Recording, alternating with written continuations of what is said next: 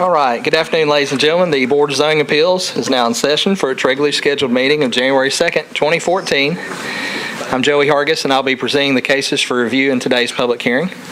I do ask at this time if everyone would please either silence or put their cell phones on vibrate so as not to disrupt today's proceedings in case it goes off. Honestly, from about where the gentleman with the Farm Bureau hat is here toward me, you don't have any service anyway. We're basically above ground, so you're just killing your battery. So you're probably better off just turn it off anyway. The procedure will be to introduce the case record as the Codes Department has it on the wall here by means of a PowerPoint presentation. I'll present any maps, site plans, photographs of today's cases. We'll also present any letters that we've received in support or opposition to a case, as well as any correspondence that we've received from other government agencies. At the conclusion of my presentation, the applicant will come forward to the table along with any persons in support to present their case.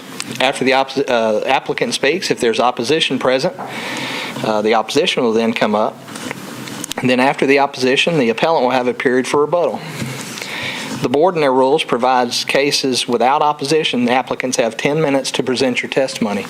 To the right of where you'll be sitting here is that clock on the pedestal there. That'll keep track of your time. It'll stop. If the board members ask you questions, it'll stop for that. Your answers, it's stop for that. But once you get back into testimony, we'll start that clock back. In cases with opposition, the board allows 15 minutes per side for each case. So the applicants will have 15 minutes to present their testimony. The opposition will then have 15 minutes. And then the applicant, if they wish to have a rebuttal, needs to save some of their 15 minutes for their rebuttal time. All section numbers I refer to today come directly from the Metropolitan Zoning Code, and I'll dispense from reading individual sections unless the applicant or opposition requests that I read them. I'll introduce now and make a part of the record the entire zoning code. The zoning code requires that these proceedings be taped. Therefore, it's imperative anyone wishing to address this board come forward. We've got 4 seats up here. Identify yourself and then make your presentation. After each case, the board will then discuss and vote on that case. The board's vested with the power to act on today's cases as outlined in Section 1740-180 of the Metro Code of Law. The code requires that 4 members of this 7-member board be present to constitute a quorum. I am expecting 6 members present today. The code also requires that you have 4 affirmative votes to grant your case. So you need 4 of these folks' votes for your case to be approved. If you fail to get 4 votes today, 4 affirmative votes, that is, your case will stay on our agenda for the next 30 days. We have only 1 meeting in our next 30-day cycle. The members who are present today can change their vote. The members who are not present are allowed to change look at the YouTube video and then read the paper record and become eligible and then participate in the next hearing. After 30 days, if you still have your vote is still tied, your case is deemed denied by operation of law. Any applicant or aggrieved property owner may request a rehearing within 60 days of today's public hearing. Further, the applicant or any aggrieved property owner may appeal this board's decision to Chancery or Circuit Court within the same 60-day period. But once the 60 days has elapsed, this board's decision is final and no further action can be taken. If you're an applicant, your case is granted, it is necessary for you to come and pick up the permit for which you've applied. You can do that beginning on Monday in the Codes Department office on the first floor of the building right next door to us. You have 2 years to pick up your permit. So this board's approval is good for 2 years. If you fail to pick up your permit, you'll have to come back here and seek reapproval.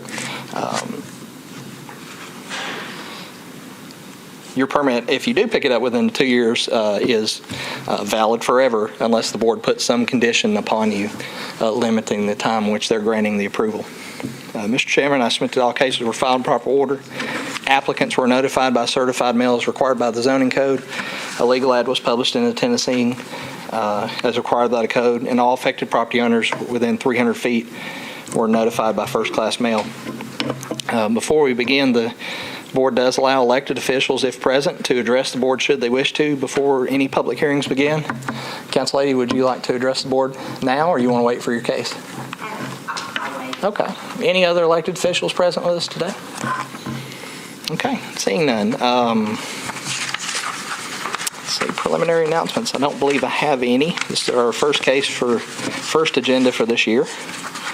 The board has a consent agenda, and prior to today's meeting, a board member reviews the record in each case, and if, in their opinion, the applicant meets the criteria for the application they've requested and they feel that testimony is not altered or would not alter the material facts, they recommend these cases to the remainder of the board for approval. If you're here on any of the cases in opposition to any of the case numbers I'm about to call, if you'll raise your hand, please. And we'll remove the case from consent and hear it in its regular order. These will be only folks in opposition to the cases that I call. The first case recommended for the consent agenda is at the top of page 2. Vermeer Heartland, appellant Captain Joe Holdings, LLC, the property owner at 1600 Heil Quaker Boulevard, requesting variance in the paving requirements in IR to install a new display area. Is there anyone here in opposition to case 2014-2 at the top of page 2? Mr. Chairman, seeing none, this is recommended for consent with condition that this is for the appellant only. Should they sell this property, a new prospective tenant would have to pave this area. Is the applicant agreeable to such a condition? Okay, they are nodding their heads, sir. With that condition, that case is recommended for consent 2014-002. Joey, could we also add, if they plan to cut trees, should they work with the urban forester? Absolutely. I'm sorry. I did have a note.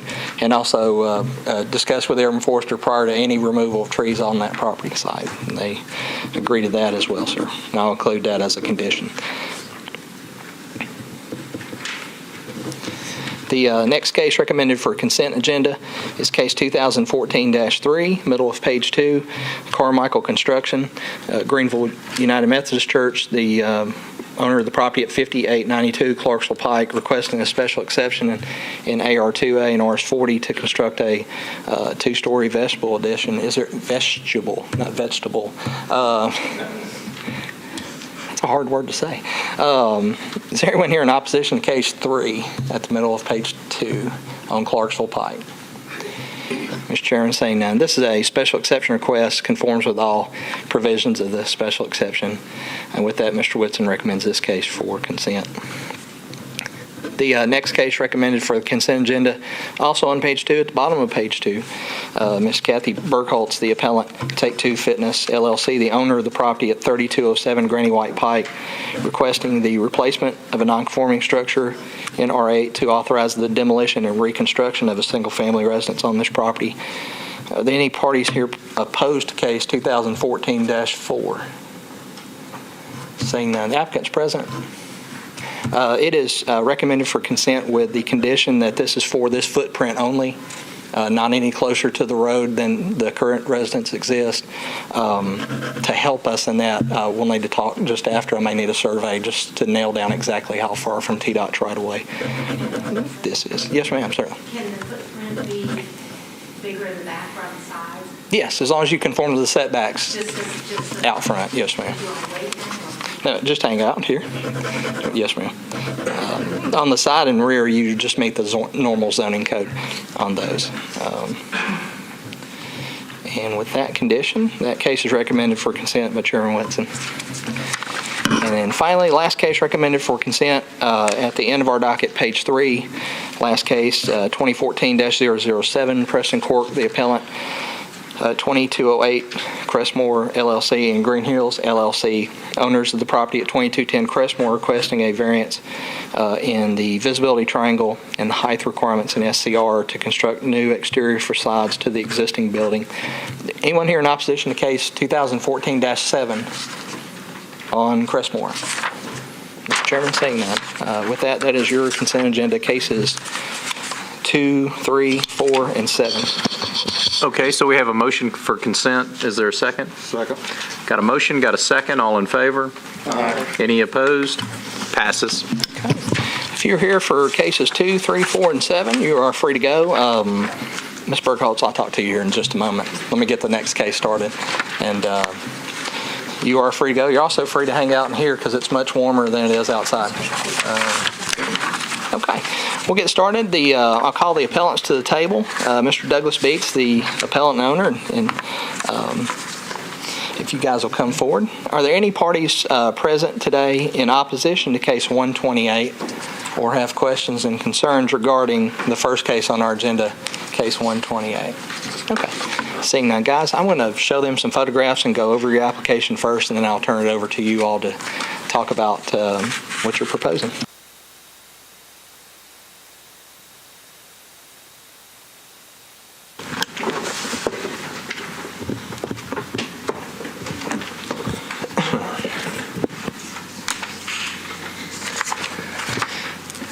Okay, this case comes before you as a special exception and a variance inside the conditions of the special exception.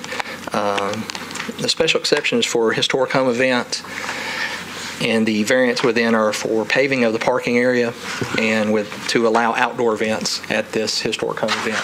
The subject properties which you see here, it's these 4 parcels that are listed here. As you notice on the agenda, list only one parcel. This parcel was recently sold at auction and split up into multiple parcels. The Beatses have purchased these 4 parcels out of the estate that was there, so that's why there's a discrepancy. The overall area which you list there is the same as parcel 23 before.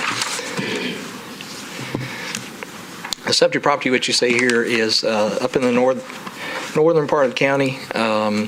It actually adjoins the city of Goodlettsville. This area which you see where my cursor is moving is the city limits of Goodlettsville. These parcels are the first parcels inside our jurisdiction on Brick Church Pike. The old farmhouse, which you'll see in the next photograph, is located at the front of the property. This home is a historically significant structure and has been deemed so by the Historical Commission. As you see, the house that's about 60 feet off of Brick Church Pike. The request is to use the property here for historic home events. To remind you, we've recently heard one of those just at our last meeting. The code is written really does not take into account rural areas versus downtown areas as we've seen in prior. So the restrictions that are placed upon is all events are having to be inside the historically structure does apply to this property as well. This board has a history of approving historic home events in the rural areas to allow outdoor events. So the Beatses are requesting to do outdoor events. They will be doing some indoor events as well, smaller events. But I'll let them cover that during their portion of testimony to you. They're going to provide a graveled parking area, which you'll see it's going to be approximately 250 feet to the east along that dashed line which you saw there is Goodlettsville city limit. Will be roughly in this area here to provide parking for their patrons. Public Works had a comment that was sent over to us today. I'm not sure the Beatses have seen this, so this will be new to you, but Linda will be getting you a copy here in just a second. Recommending that for larger events that a off-duty police officer or someone be there to direct traffic to get on and off the property during the times that those events will be wrapping up. This street is not a heavily traveled road, but it is the principal means of travel from east to west in this part of the county. So they have recommended that to this board, that condition be placed upon the appellants. You also have comments from the Planning Commission. They have recommended approval subject to y'all allowing them to do outdoor events. Again, looking at the subject property, this is the former Drake Farm in northern part of Davidson County. These are views looking west along Brick Church Pike. As you see, the closest house adjoining them would be this home right here, approximately 700 to 800 feet to the west. And then properties looking east toward Goodlettsville.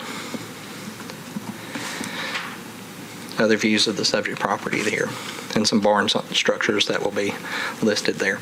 The application too shows a couple areas I do want to talk about, and the Beatses are requesting approval for a future location, essentially, of a pavilion that they may want to construct at a future date. This area would also probably be the area in which they would erect tents on the property for outdoor events. In the meantime, until the structure, I do want, if you guys don't mind, if you'll talk to the board about your plans for that area. As far as the permitting process, we've talked to the health department and many other metro agencies, and he's still working with those folks on items that are outside this board's purview. But with that, I will turn it over to you guys. The microphone's in front of you, if you'll pull them to you. Down at the bottom of the speak button, if you'll turn that on, I'll turn it over to you all to present your case. Again, I'll call for any opposition, case 128. Okay, seeing that, I'll turn it over to you all. Is this on? Oh. My name is Arlene Beats, and this is my husband, Doug Beats. We're at 5508 Rick Church Pike, and this is an 1850s antebellum home. It's one of 4 that still exist from that era in this area. This particular home has not been lived in since the 1980s full-time. The gentleman we bought it from is Mr. Horace Drake, who is direct descendant of the Drake family that were one of the original settlers in the area, and it has stayed in the home through 5 generations. It has stayed in the family. And he was very excited that someone who loved the home and was interested in doing something with it. So that's why we bought 4 sections of the property when it went up for auction, because we wanted plenty of property around us to do an historic home event. And the property on either side of us, even up to the homes, will not be built on right now. We've talked to those owners, and they're interested in using it for hay. So the space between the homes will stay between the homes. So we are uniquely situated in that we're interested in doing events similar to what Ambrose House, Top of Woodland, and Cedarwood has done, except that we are unique in that no other property in Davidson County that does weddings and events will be this far away from neighbors. So sound should not be an issue that it has been in some of the places in the past. I can't imagine that anybody could possibly hear us where we are in the backs of the property. We also have some good areas for parking, so that's not an issue that it has been in some of the other places. My husband and I have been in the wedding and event industry since 1976, so we do photography, videography, photo booths, and event planning. And so we have been to every possible location in Nashville, so we know those areas very well. So that's why we wanted to make sure we had something that was both community-friendly and well as served the community for these small events. We saw there was a need for a farm type of setting in the wedding industry, and we kept getting requests from our brides to do that. And when this property came available, we kind of jumped at the opportunity because we were already part of the Goodlettsville community and have been there almost 30 years. So we felt comfortable in that community, and many of our vendors that we'll be using are also Goodlettsville community, such as Chef's Market and other people in the area will be working with us. Let's see if there's anything else I needed to bring out to you. When we had our community meeting, our neighbors seemed to all be in support of it, and ironically enough, they all seem not only in support, but interested in being part of it. We have a lawyer next door who wants to play the harp, a doctor's wife across the street who is very excited to do makeup, several community people. One retired judge wants to come and do barbecue for us. So we had the community was very, very nice in talking to us, and they've many times have reached out to us and told us, we're very excited with what you're doing. That's great. Somebody's going to restore the farm, because they were all aware Mr. Drake was 90 and the farm was kind of going downhill. So they were happy we were going to be putting in gardens and trying to restore the home. So far we've had no opposition. We've had good community support. So what questions do you have for us? We really appreciate you being here, and we appreciate you restoring one of our great homes in the county. As you know, this is why this law was passed. Yes. So to allow people to restore homes and also to get revenue by having events in that Right. very home. So it looks like you've done all your homework as far as reaching out to your neighbors and having meetings, and also being aware of other homes and being in the industry. As you said, this, I'm sure, will be one of the more easier historic home event cases that we have. But We would like that to be the case. We really, there is such a need now in Nashville of any sort of special event space, and as you said, this is a very unique space given the amount of land and how kind of it's away from all the hustle and bustle, so if you really wanted kind of a special, quiet event, it seems like a very good location, so we appreciate you being here. The one question that I do have is, how many events do you think you would have at this site, and what are the numbers? We were very early involved with Cedarwood when they were working with their events. We have requested up to 100 events per year, but I honestly expect that to be, I don't think we're ever going to hit that number. Cedarwood requested something similar, but they hit about 70 events a year, and it took them about 8 years to get there. So I honestly expect the first year to probably do 10 or 15 events, second year probably about 20, 25. I don't honestly expect to do as many events as Cedarwood, which is probably one of the busiest locations that's similar to ours with an antebellum home and a barn, but we're probably looking for some number south of that, but we wanted to put the maximum just in case. Thank you. The Planning Commission gave their approval. They mentioned that they were hoping for adequate parking screening. Do you plan on screening the parking? Absolutely. What we're going to do is use natural bushes and trees and basically landscape it so the parking is not going to be visible from the street, except through the area where you would actually drive your car. Okay. And We're planning on doing that actually along a lot of the sides and everything to make sure that, people driving down through there are still going down a rural road, not going down, Main Street. Okay. Thank you. Would you clear me up on the first plan we saw was subdivided and you bought all The parcels? property originally had almost 100 acres in it, and it was divided up by auction into sub-lots of, I think there was a total of 12. We bought 4 of those, which was the largest section of 40 acres. And have you had those parcels combined into one parcel? We are in the process of doing that, yes. Okay. Do we have any other questions? I think I also saw a comment maybe from planning or one of them about the hours. Maybe you can talk about weekends. You have a problem with the weekend being classified as Friday and Saturday versus Saturday and Sunday? We are basically planning on doing just Saturday and Sunday and maybe something midweek, a much smaller event midweek. But we don't plan on doing anything on Fridays unless that's a special request. I think the concern would be the cutoff hours. On Sunday, Yeah. let me just tell you my experience with this being in the wedding industry is generally people on Sundays tend to leave earlier. So we went on and put our times down on this to end at 10 p.m. on weekdays and 11 p.m. on Friday, Saturday, and Sunday. However, when we do these events, we have noticed that on Sunday they tend to end by 8 or 9 o'clock because people need to get to work on Monday. So our plan was to offer that to our clients. Personally, we would prefer to be at church on Sunday, so we're not really excited about doing weddings on Sunday. We've been in this industry a long time and have done a lot of Sunday events, so we actually would like to limit those number of events, but we would like to encourage them to end early, and I think most people accept that proposal when we tell them most people need to leave, so we would prefer to run them for like 2 to 9 is what we'd like to do on Sundays and then on Friday and Saturday. So we have no problem with limiting the time on Sunday if you would like to do that. I don't want to totally cut it out just because Sunday afternoon weddings tend to be popular, but we tend to notice Friday and Saturday people want to stay later, for Sunday they do not. I was only asking for the reason of cutting back the late hour on Sunday to an early hour now. Yeah, that would not bother us in the least. We would actually give us a nice excuse to say that to our brides, that is a city ruling, so that's not a problem for us. We could cut that off earlier. I think maybe cutting it off at 9 and giving them to 10 to get out of the facility instead of 11 to get out of the facility would probably work well for us. Okay.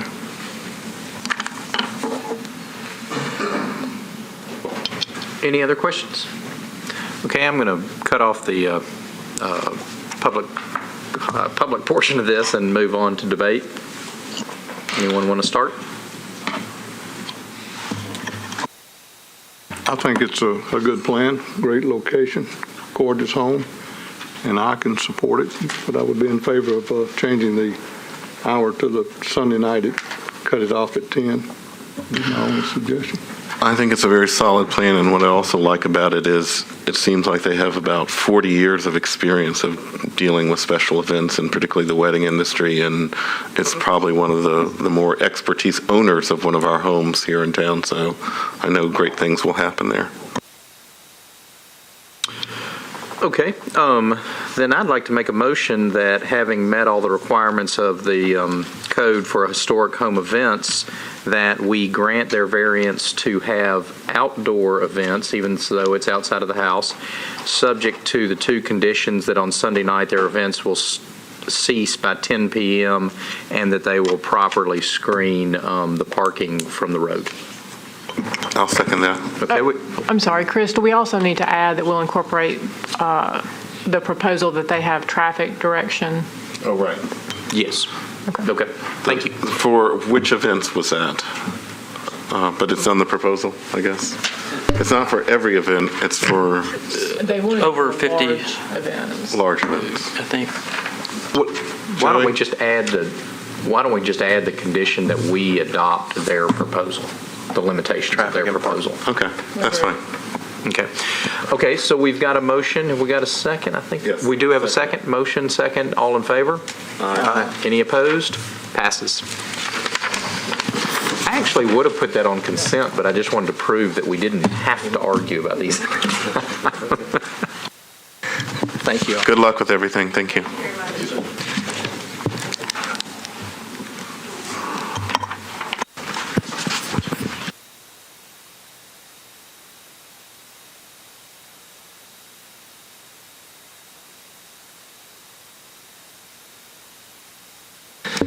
All right, thanks, guys. Let's see.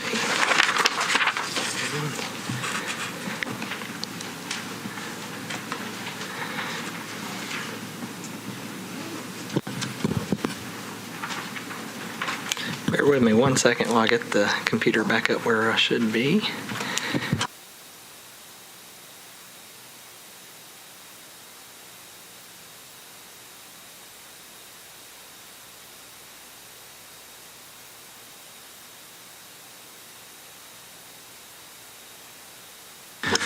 Okay, our next case is, you come up on the screen there, case 2014-5. Mr. Mark Stout. Mr. Stout, if you'll come forward, please, along with any other parties with your case. Is there any parties here in opposition to case 5 present? Okay, we'll come forward. Mr. Stout is the appellant owner of the property at 1009 North 2nd Street. He is requesting a variance in the side setbacks in RS5 UZO to rebuild the existing residence referred to the board under Section 1712-020. The applicant has alleged the board would have jurisdiction under Section 1740-180, item B. And Councilman is here as well. And Councilman, I'm happy to turn over to you if you'd like to speak now, or you can come after me, whichever's best for you, sir. Thank you, everyone. Thank you, board members. Happy New Year. Thank you for your hard work and your volunteer service to our community and our city. I rise in support of Mr. Stout here. He may have bitten off a little bit more than what he could chew. However, though, the house looks nice, and he's very community-oriented and wants to make sure to put out a good, affordable product. And please allow him this variance. I'm in full support. Thank you. All right. Ladies and gentlemen, let me go through some photographs here, and I'll turn over to Mr. Stout to provide his testimony to the board. The subject property you see here is on the east margin of North 2nd Street, just north of Vaughn Street and south of Evanston, and a little bit east of Joseph Avenue. This is the subject property seen in red. The residence which you see here was a house that was in pretty bad shape. Mr. Stout came to see us for obtain a building permit to rehab this house and to fix it up. And as he'll testify in a minute, I think he got into the situation and realized the house honestly could not be saved, and he started reconstructing the home. that was outside the scope of our permit. So we obviously got in contact with him, made him file this appeal. He was not vested in the setbacks of the old house. Once those walls came down, that house, from our intents and purposes, even if you leave the foundation, you've destroyed the home. And 137208, the TCA grandfathering protections do not apply to 1 and 2 family dwellings. So once that got down to the foundation, it's as though it's a blank lot, and he would have to comply with the setbacks of the home. Mr. Stout has, and I'll get a copy from him in just a minute, of the survey showing the lot. This is the home as he's reconstructed it, which you see here.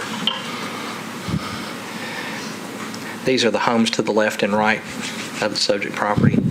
Along the north side of the property, actually the setback is fine here. The issue would be along the south margin, along this wall. There is a bump out on this house that is 1 foot 4 inches from the property line in this location. As it relates to the building and fire codes, I've just this morning been in contact with the building inspector. From the building and fire code standpoint, he does comply with their regs, so this is simply a zoning issue on setback. Linda's just received a copy of the survey, and we'll be passing around to you showing that. And we'll leave that up on the screen. You did receive a letter, email in opposition. That nice lady is actually here, sitting at the end of the table, furthest from me. Oh, I'm sorry. Are you in opposition? Well, I don't think so much. I think they've had a chance to talk since that email, but she's Okay. present. No, Present. I hadn't spoken. Oh, okay. I'm sorry. I nodded to come to the table. I thought you were with them. I'm sorry. All right. They are. They're fine. All right. Mr. Stout, I'm going to turn it over to you. I don't know of any other parties present either interested in this case at all. So with that, you'll have 10 minutes to present your case. Okay, I'll just take just 2 or 3 minutes. Basically, when I went in to rehab the house, Jim, who's my code inspector, came in, and we needed to have a beam put in the house to really make it secure, because it's a 100-year-old house, and when we went and did it, it would sway one way or the other, so I didn't think it was really safe to do, and so we tore down the outside walls, and I didn't know that constituted a new home. We went down to the floor area, but it's basically where it comes out to 1.4 feet away from the line. That was already existing.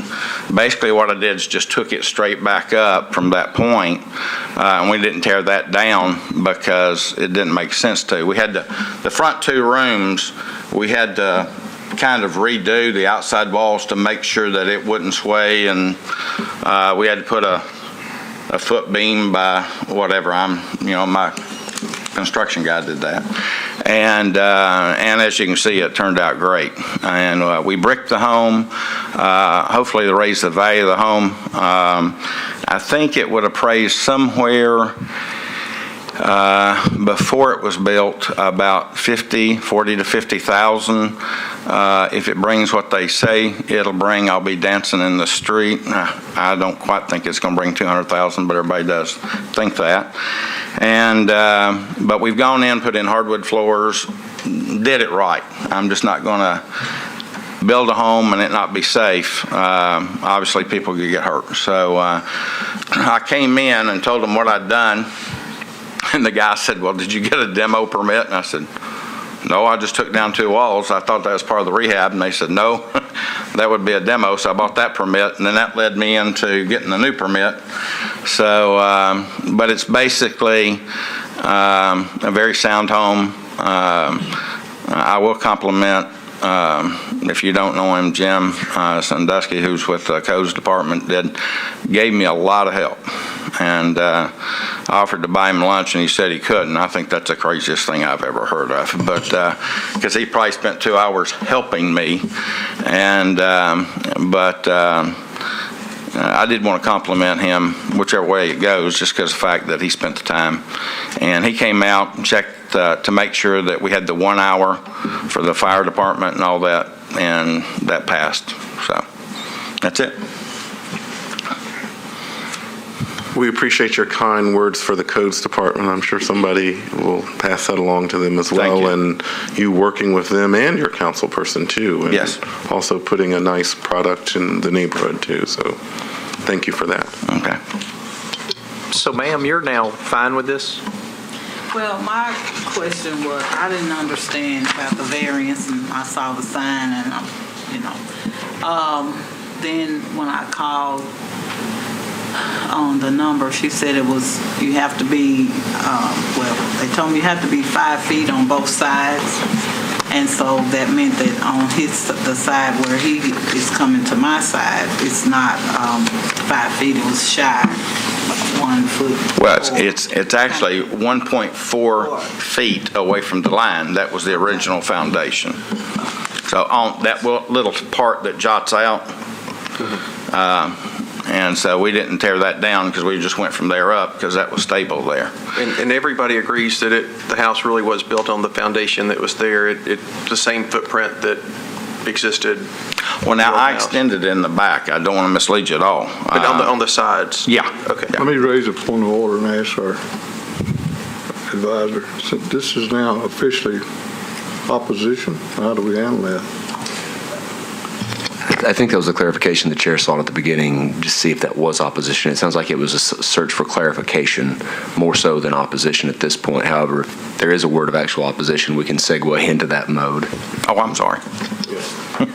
I just didn't understand, and when if that would have an effect on my property, but it sounds like he's not actually on my property, right? He's just... Oh, no. He's built on his line, but he's closer to your property than what our normal code allows. But he's still on his property line. Okay. And so that's why that sign got put in the yard, and that's why he has to come here and ask us for a variance, because he was supposed to build it here, and now it goes out a little bit more.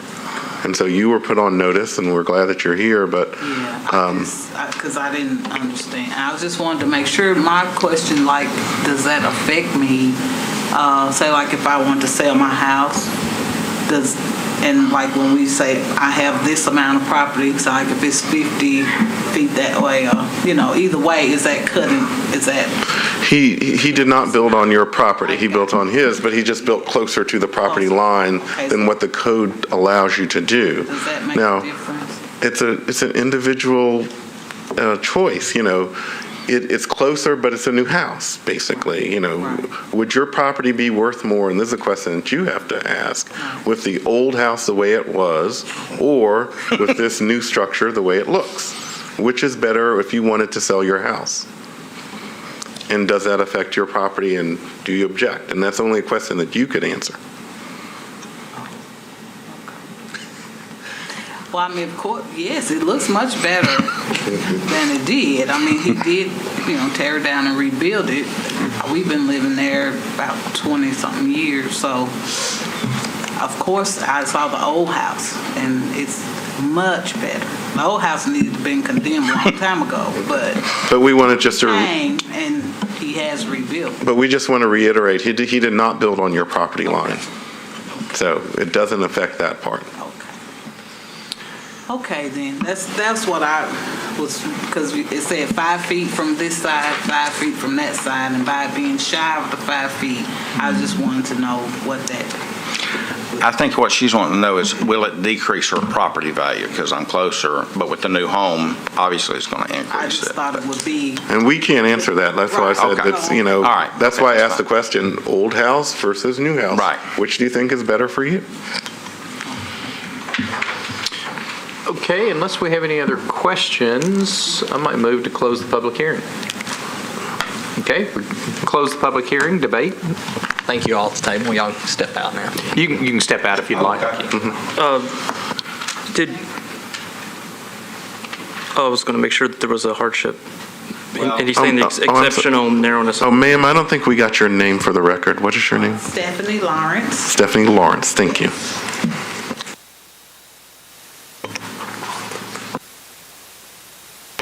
We've seen a couple of these, and it's always a little frustrating when people come to ask forgiveness instead of permission, but the two cases that I can remember, including this one, it seems clear, at least through the testimony and how it evolved, that there was no intent to deceive. I mean, it clearly was an honest mistake where somebody said, well, if I have a house exactly on this spot and I build it back exactly on this spot, you wouldn't expect to have to ask permission.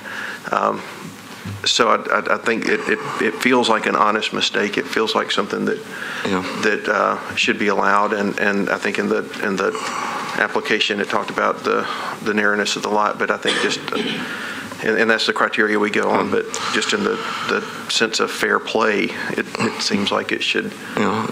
Should be. Our friends that we know in the building industry, you start building a house, and sometimes it's much worse than you thought. And I think that's one of these cases that it ended up being kind of a tear down as opposed to a remodel, and that's how he got into this bind too as well. And I guess the other good thing he did is work with the local council person and come here and make his case. Yeah, and I tend to look, if this is an applicant that we've seen multiple times, next time you may get one shot at it, depending upon the circumstances. But now, and people that watch should know that if you tear something down, you start from scratch. So, Joey, I gave back the survey. Yes, sir. And I didn't think to check were the survey dimensions to the wall of the house, or does it include the eaves and overhangs? This would be to the edge of the brick on that portion. The eaves and overhangs are actually allowed within the setback. Gutters in that part are permitted to be in a setback. And do we know if the eaves and everything are on the property? 1.4 feet is, if it's a 2-foot overhang, it might actually be over the property line. I would, knowing Mr. Gusky as I do, they would have had to have considered that on the building code side about allowing that to encroach. So I don't know for 100%, but I would presume that the building code guys checked to make sure. I just wanted to make sure that future owners would say suddenly have to be pulled back and said, well, actually, you're over the property line. And so if we're comfortable that codes is aware of all that. Yes, sir. Joey, so that I'm sure what I'm approving or just voting against or whatever, what was the normal setback requirement? 5 feet. Okay. And they're just a little less than 1.5 feet from the property line. I will say that the addition of the masonry wall is a big plus there versus a non-combustible or a combustible wall. And also the use of brick. I think that really kind of was unique for the street and looks good, and I think it's a solid house. Obviously, it costs more to do it in brick.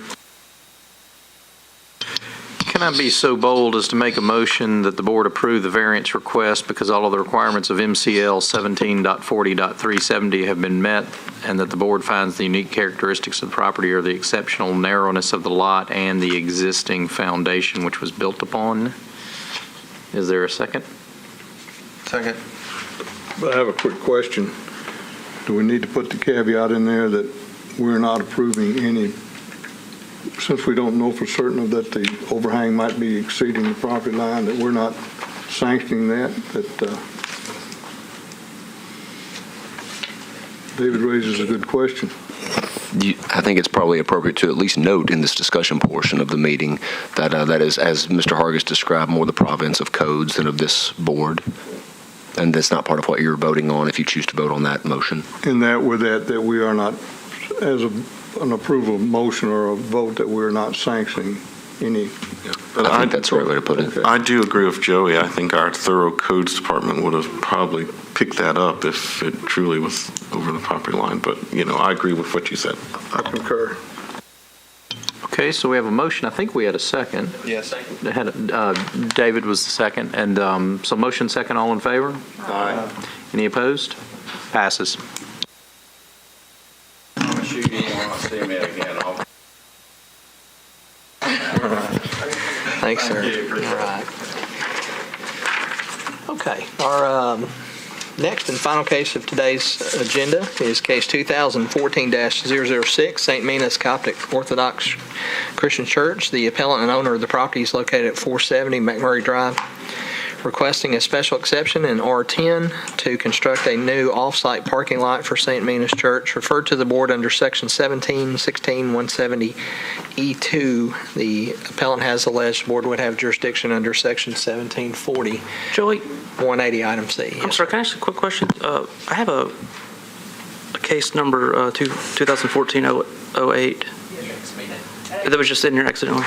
It is. I accidentally put that in your packet. That is going to be on next agenda. Sorry about that. Sorry for that.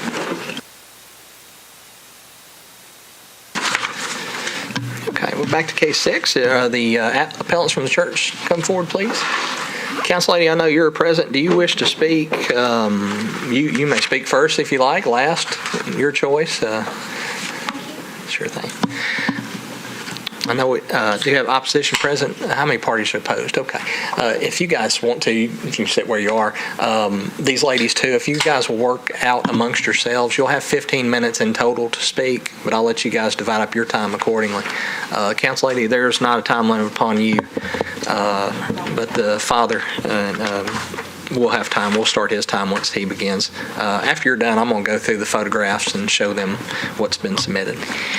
Basically, probably about 2 years ago when I got elected, I had a lot of people... Excuse me, Council Lady Blaylock, can you officially introduce yourself? Oh, sorry. I'm Council Lady Blaylock for District 27.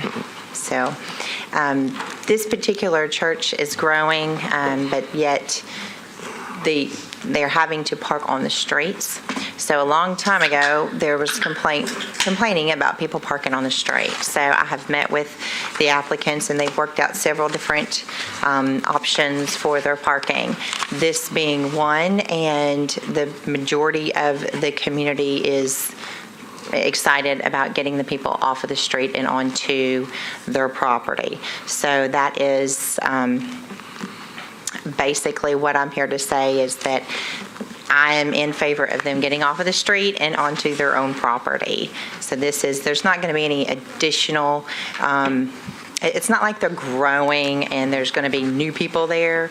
They're just going to get off of the street and onto the new property. So that is basically what I'm here to say. And I guess I'll turn it over to the father. Father, sorry to interrupt you. Do you guys have any questions of the council lady? I'm going to go through the photographs and lay out the case first, if not. Okay. Father, just at the back of my talk, I'll turn it over to you, sir. The subject properties you see are these 3 parcels located on the north margin of Cherrywood at the intersection of McMurray and Cherrywood drives. It is in the R10 zone district. The current uses on the property, the 2 parcels on the left is, when you see a line go through a house like that, that is what they call an old zero lot line duplex. They were permitted in this county for a brief period in 1984 in the mid-'80s. You don't see that very often, but that is a duplex residence. It's currently being used as such. As a residence. The front parcel at the intersection of Cherrywood, our records indicate is a single-family dwelling as the last use of that property. As board members, as you'll recall, the applicants before you were recently before this board to install 2 classroom portables on the south margin. They had purchased some property from Metro along the southern property line, and that property sale, I believe, has gone through now, and sought a special exception and variance on that. This request, and this aerial photograph is actually kind of old. Prior to that, they came and sought approval for this board for classroom trailers, which you'll see where my cursor sits today, here. At that hearing, I think it came up about the parking on the street the very first time it came to this board's attention. The church, in that testimony, it was brought up by the father that they had put down a parking lot or a parking area on that duplex lot for their parishioners to park on. And we discussed at that time they'll need to come to this board once they get their drawings put together. So that's what they're here for now. And this is the plan overall, and I'll show you 2 pages of it. This is an overall plan of their campus, if you will. Those portable buildings which this board approved in this location. The existing parking areas and sanctuary and buildings located on the site on the south side of McMurray. The new proposal, zoom into that area, is proposing a one-way configuration with driveways coming in off of Cherrywood here in one direction. This would be one way to the north with angled parking spaces here, looping around the duplex and coming out on Cherrywood here. Also, the entrance utilizes the same driveway. Turn to your right with angled parking along the side of that residence, and then out onto McMurray here. All these spots are one-way drives, both coming toward McMurray and then around counterclockwise of the duplex on Cherrywood. I'd had some calls initially into my office about whether the church could continue to use these as residences. Absolutely. There's no problem from a zoning perspective of these continuing to remain residential uses, both as a duplex or a single family here. And those uses are permitted and authorized to use the parking lot, which you see here as well. As part of the conditions, and the church does need to discuss today, is a requirement for off-site lots to have a lock gate when not in use for that, and how they would handle that. This is a view at the intersection of Cherrywood and McMurray. Looking toward the south on McMurray, you see the car turning right off of Cherrywood onto McMurray, the church located here. Across the street, directly across the street from them, is another church to the east. And then the closest residence, I've got the corner picture of that home there. These views are all of the existing church property, starting at the intersection in the lower right of Cherrywood, the sanctuary building, then view to the south of their existing parking area in school use here. And then a view into the subject property. The upper left photograph shows directly facing that duplex. And the church, as you can see in this area, did install some parking for their parishioners to use. This plan would bring those into compliance as far as dimension, perimeter landscaping, and such as required by the code. So it'd be entrance here, exit around through this driveway here. This adjoining parcel in the corner, I don't believe is owned by the church. Is that correct, Father? Okay, It is owned by the church. It is owned by the church, but not a part of this appeal. This residence is that white one that you saw in the photograph. And then looking toward the intersection at Cherrywood, driveway would come in, and then through this existing lot and then out. That truck, which you see there, is the existing ramp on Cherrywood. That was my vehicle parked there when I visited the site. So I'm going back to this site plan. This is the one that's before you today. They are seeking a special exception for the use of these three properties for parking. And with that, Father, I'll turn it over to you. Good afternoon. My name is Father Boutros. I'm the priest of St. Mina Coptic Church since 1997, and I've been here several times. Probably recognize me. And as the council lady mentioned, this church here, natural growth. Actually, we have our children that now they are 15, 16, 17, starting driving. So the increase of requesting parking has increased in the past few years. And we've been having complaints about people parking in the street, and especially in Cherrywood on both sides, and that's hindered the emergency trucks to go through. And this happens every Sunday, and on 3 occasions a year when we have the feasts by night. Only 3 every year, which is Nativity, Epiphany, and Resurrection. So we've been planning all along to purchase more properties to have parking, and I mentioned that several times here when we came, that we're planning to two things: buying another locations to reduce the amount of people coming to this place, and that happened already. Now we have 5 other locations, and we're looking into buying the 6th location. And what happens is the number reduces and then increases back again. and along the years, it's a blessing, of course.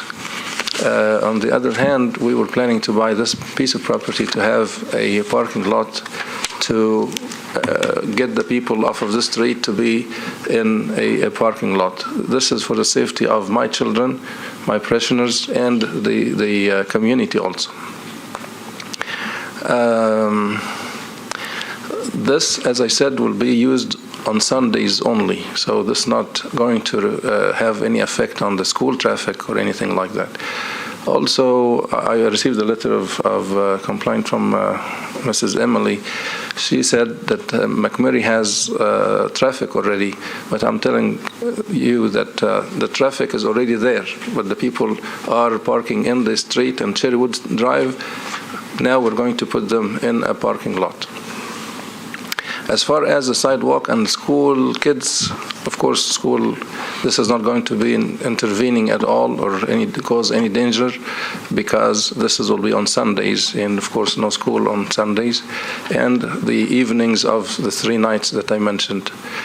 We're going to have some landscaping along McMurray Drive to reduce any I would say any bothersome or lights or by night for the neighbors, and it will enhance the appearance of the parking. As far as visibility, we're going to eliminate the South Drive, and we're going to use the North Drive as it's indicated here. Those also we have in the church, we have our services along the day, so those 36 cars who parked in this parking area will not leave the parking at one point, all of them at the same time, except of course if we have a funeral or something like that. As far as the value of the properties around, since we came in, we increased the value of the properties. We enhanced the area, and the houses that we bought, either we remodeled and we spent money on them, and actually now it's been used better than, like for example, this lot on this 470 McMurray. This house was a rundown house, and it was used for a drug dealer and stuff like that. And actually, when we bought the house, I got out of this 12 dumpsters of trash out of this duplex. So now it is clean, remodeled, and decent people are living in it. And so it is very crucial to have this parking, because there is no other place for the people to park. Actually, it's going to cost us lots of money to construct this parking, and the economy, actually, I don't have the money, but I will have to work on it. This is here I'm trying to address the need of the community and the safety of my children also and my people. So I request your approval on that. It's be appreciated. Who lives in the residences? Pardon? Who lives in those residences?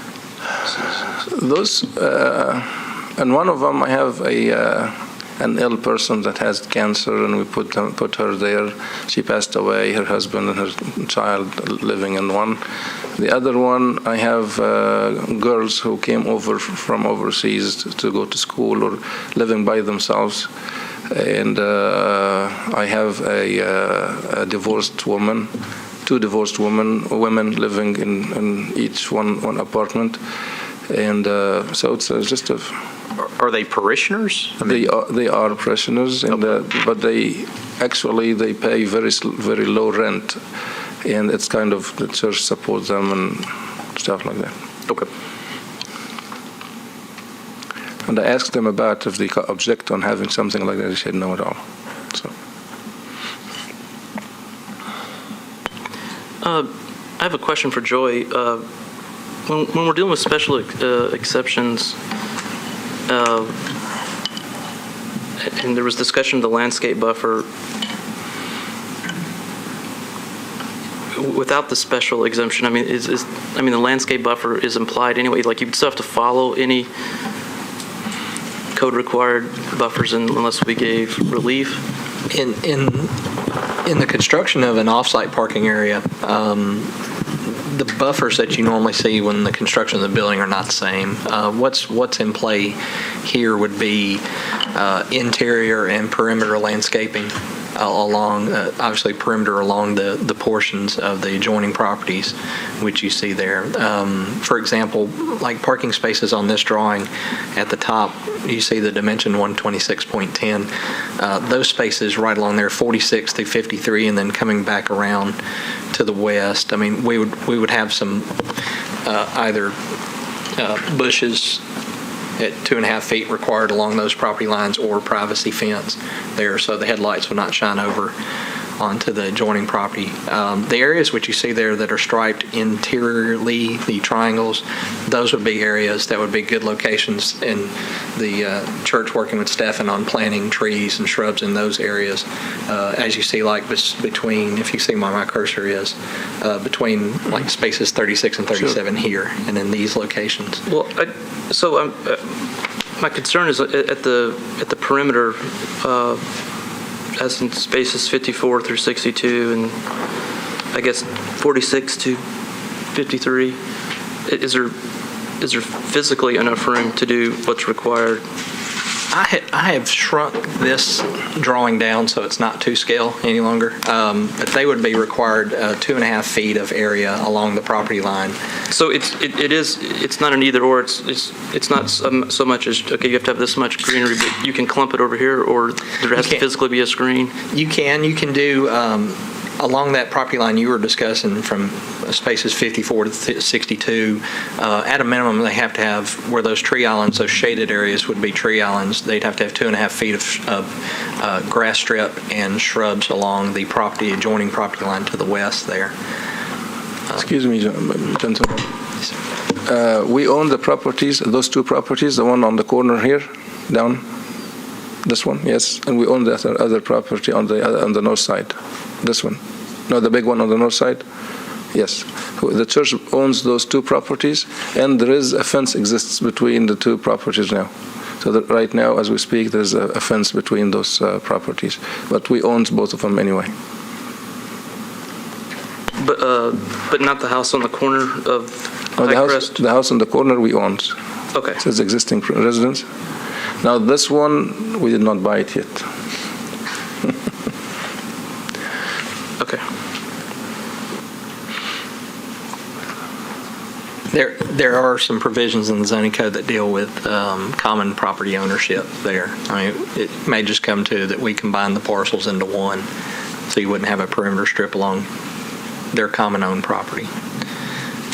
Yeah, they would along portions which they do not own. The two properties. This location. Out front, as you see this area here where they're showing trees, that would be in excess of what we would require of them there. And we're certainly fine with them planting more material than the code requires for. And I think as the father testified, it was more of a screening for the folks directly across McMurray. In this location too, there will be some perimeter landscaping required. But their plan overall shows significant enough space to accomplish those, to comply with the code. Do we have any other questions for the applicant, or should we hear from the opposition? Did the other gentleman, do you want to introduce yourself? So if you want to speak on rebuttal? My name is Bishoy Sad, and I'm a member of the church since 2000. Thank you. Okay, well then I guess we could hear from the opposition, and you've got 9 minutes and 57 seconds for rebuttal.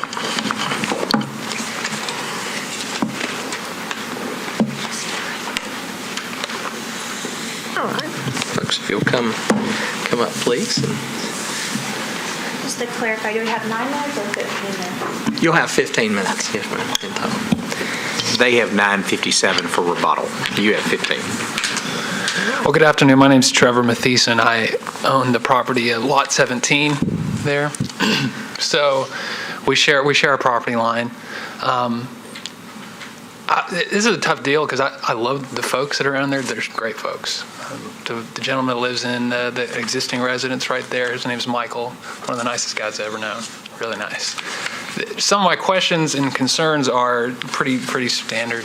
Property values, we're not looking to sell right now, but in 5 years or so, a person coming in wanting to buy a home, are they going to want to live next to a parking lot? Are they going to want to live next to a residence? I know there's still going to, I'm happy to hear that there's at least still going to be the home on the property. I was worried that they were going to demolish the home and it'd just be a complete parking lot. So I'm glad the property's still going to be there. That little stretch of fence line that I share is, yes, that one right there, is constantly piled up with trash. And my concern is that if it becomes, at this point, it's just a residency, and there's trash there all the time. So it's like, if there's going to be if it's going to turn into a parking lot, would there be even less attention paid to that line? Can you tell me what kind of fence? Is it a chain link? It's just a chain link fence. You mean like debris trash or like garbage bags? Garbage bags, all kinds of stuff. One time it got to a point where like, okay, I'm going to step over there. I picked up a bag, 1.5 40-gallon trash bags full of trash. And within 2 weeks, it was there again. And so I'm just like, it's a bit of an eyesore. So the trash is one thing. Property values are people going to want to live next to the parking lot?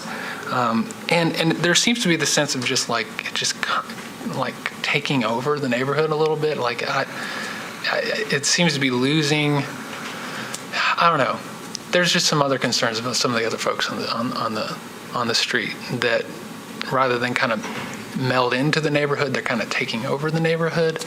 I didn't know if he said he wanted to buy my house. Nobody's approached me about buying my house, but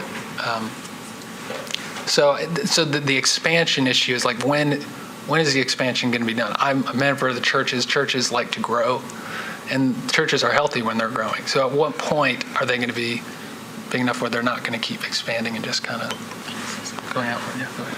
I'm also his wife, Sarah Mathieson, and I think along with those, just to piggyback on what he's saying, we are very fortunate to be neighbors with very caring, religiously affiliated people that we have similar faith with in some levels, many levels.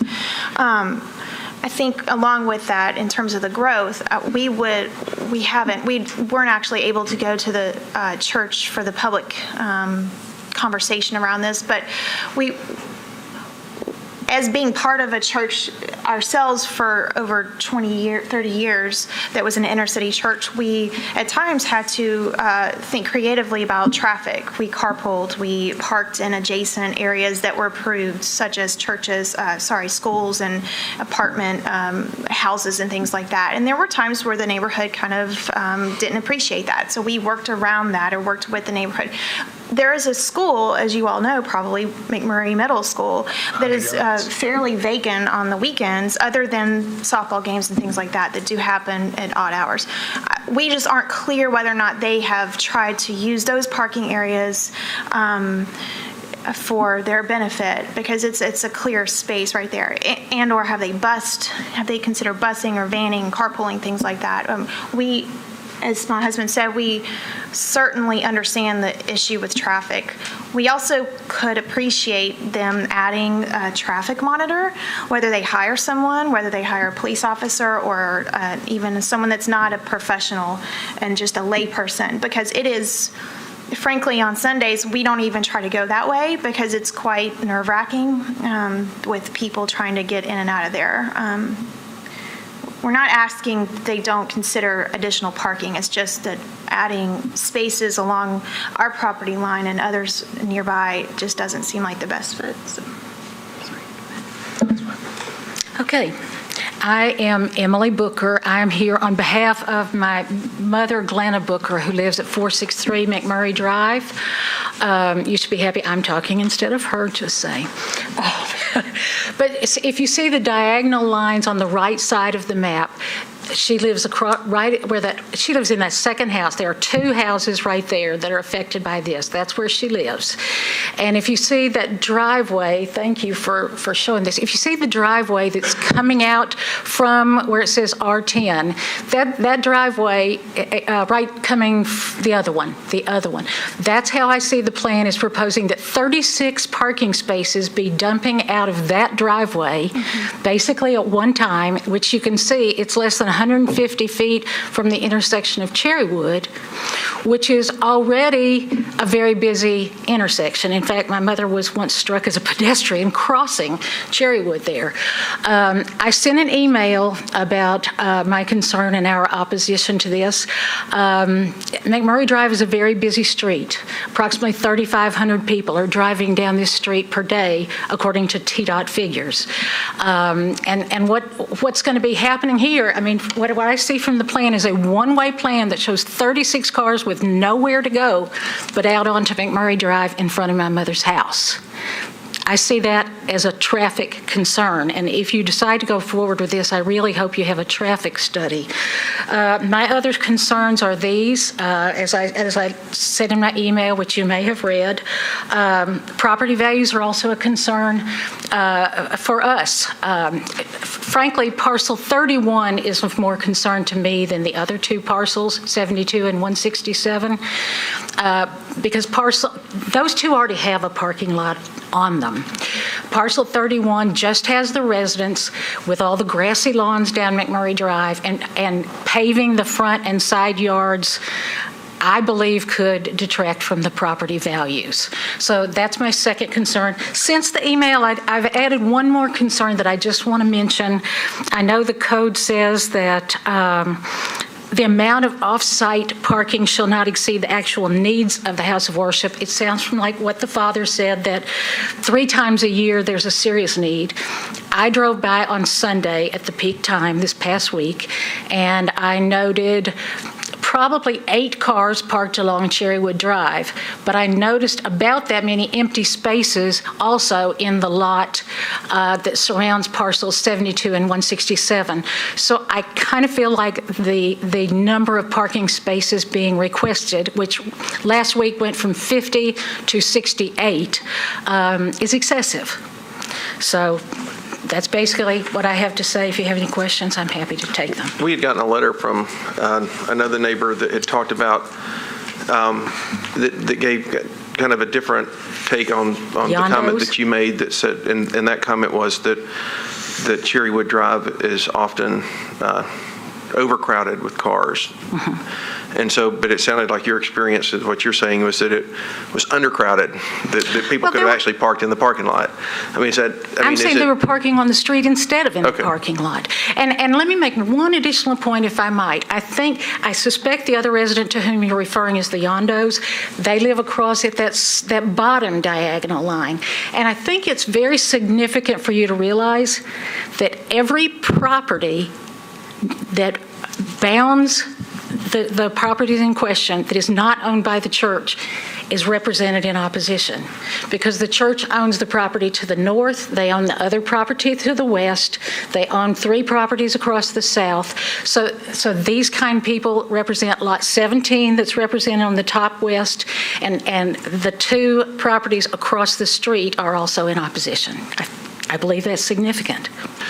And I'm not trying to jump ahead of or even be presumptuous of what my other commissioners might think, but I just want to know your opinion. The planning department has recommended that we approve this request subject to the installation of landscape buffers along the western boundary and northern boundary, as well as meeting all perimeter landscape requirements of the code.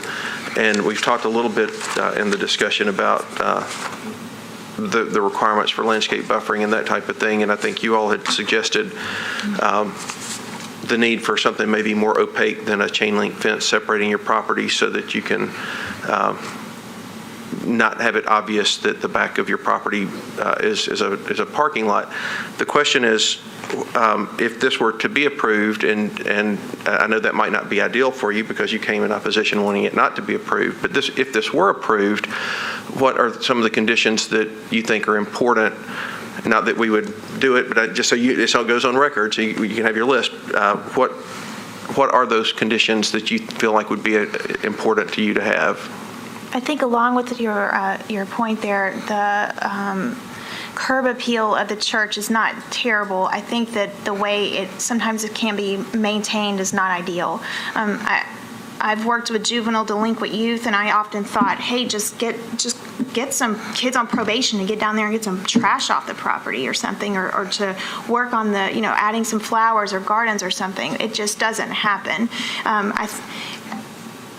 I think probably they'll have other things to say about that more than I do. But the other thing I was going to mention, when they added the parking spaces 46 through 53, they bulldozed down the fence line or part of the fence line at whatever that 126.10 or whatever that is, and tore up, so not our yard, but the back yard over there, and tore all that up, and really had a hard time putting that back together in a very aesthetic or meaningful way. So I don't know that the church has a poor intention in terms of adding spaces and adding bushes and things. I think sometimes the way it's maintained is not well suited. But as far as codes go, that's not my forte. So.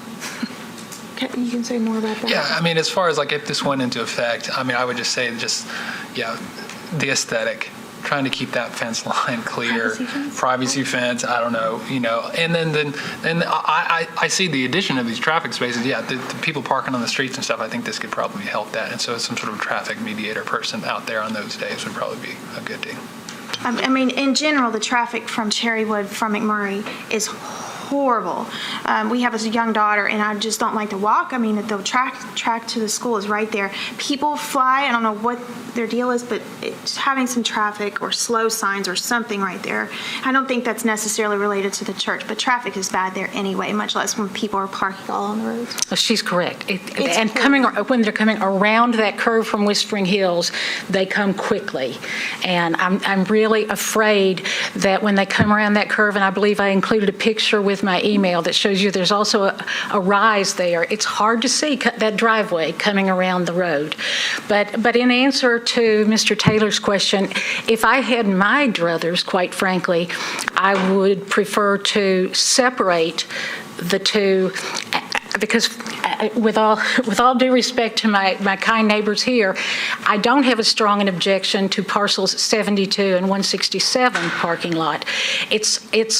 I don't even have much of a problem with the side yard of parcel 31, but it's that whole front yard of a residence being paved that is really my issue.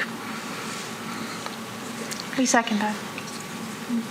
To amplify or be more specific about Mr. Taylor's question, with respect to lot 17, would y'all prefer an opaque fence as opposed to a chain link fence, or would you prefer greenery? Greenery doesn't help, I don't think. Probably an opaque fence. Because of the headlights issue, or just? Yeah, headlights, and I just think because of the way the wind blows a lot, it just takes trash and it just gets stuck in there. And I just don't think people are going to be able to. Maybe if they had somebody who part of their job was just to do that. I just think there would always be something visible there, even if there were bushes. What areas are existing parking now? I guess I'm not clear here. It's basically like some blacktop, like a strip of blacktop that kind of goes in that U shape behind the extended driveway. Around lots, parcel 72 and 167, that semicircle around there already is paved and used as parking. I don't believe there are currently lines on those spaces, though. It's just paved. And no parking. I believe there was a picture of that earlier, of the duplex where it shows, right? It's that top left picture. You can see the paved area around the duplex, and then there are parking spaces to the left and right. You can see where cars are parked. Joey, can you put up an aerial?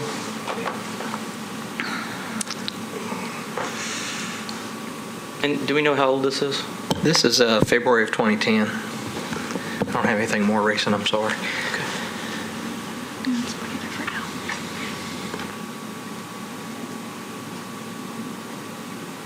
Yeah, I believe there's a good bit more blacktop and a U shape around that property now, which, we didn't really care for that going in either, but.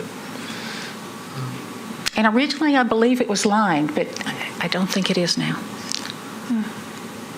And Joy, do you know what the parking requirements for the church, the code required parking is? One space per 4 seats in the sanctuary. And do we know what that is? What was the capacity? I do not. I'll let the father discuss that on rebuttal.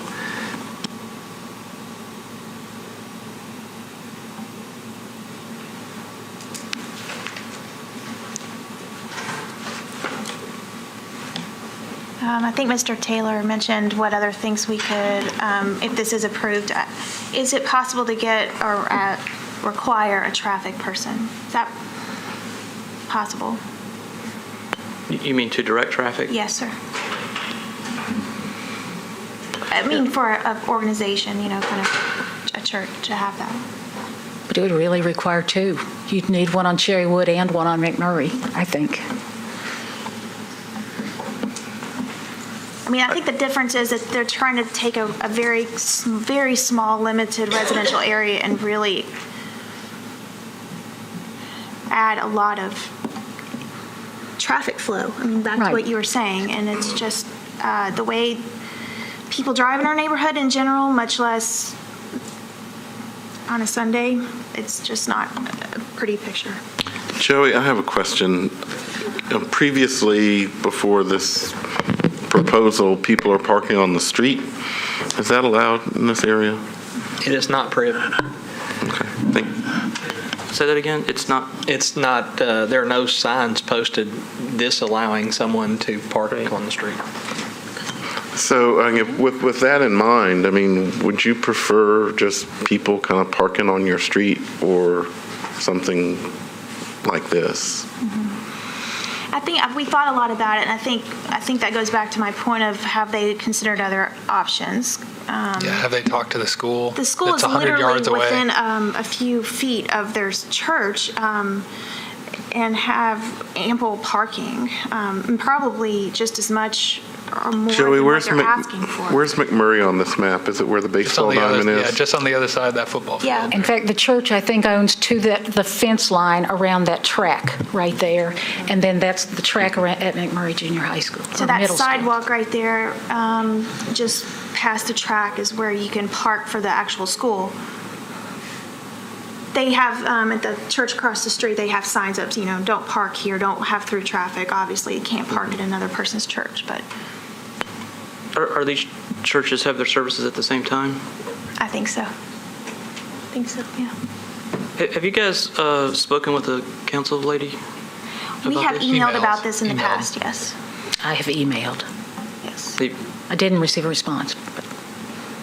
You did or didn't? I did email, but did not receive a response. We did receive a response. I don't think she agreed with our point of property value, but understood kind of our, she listened.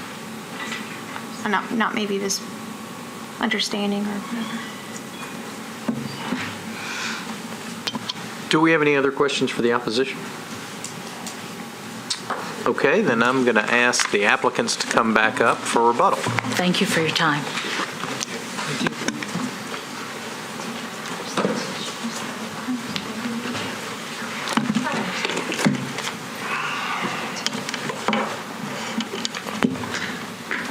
So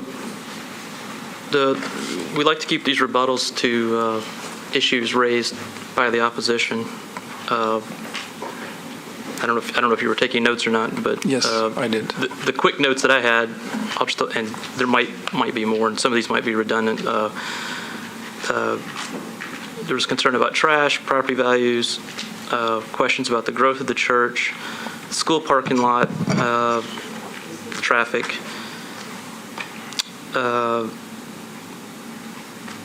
The number of spaces required for your church, and there were questions raised about what was existing blacktop, and I had a question about what is the code required parking, which is based on the the main sanctuary seating. What is the seating capacity? Let me answer those questions for you. I took notes, and I will be glad to answer those. Property value. My point of view, and this is actually recorded, that the property value has increased, not reduced. For example, this the house in the corner here, it was $130,000. I paid $158 for it. The house on the other corner of Cherrywood and McMurray was like $114,000. I paid $165,000 for it. The house north of that, I paid $165,000 for those houses. They are their estimated value for them is much less than that. So actually, I pay a high price for those houses. The house across the street from the couple houses north was sold, and actually is now for rent for they're asking $1,550 for a monthly rent. So property value. No, the property value did not actually on the south side of Cherrywood. I bought a house was appraised for $126,000. I paid $154,000 for it.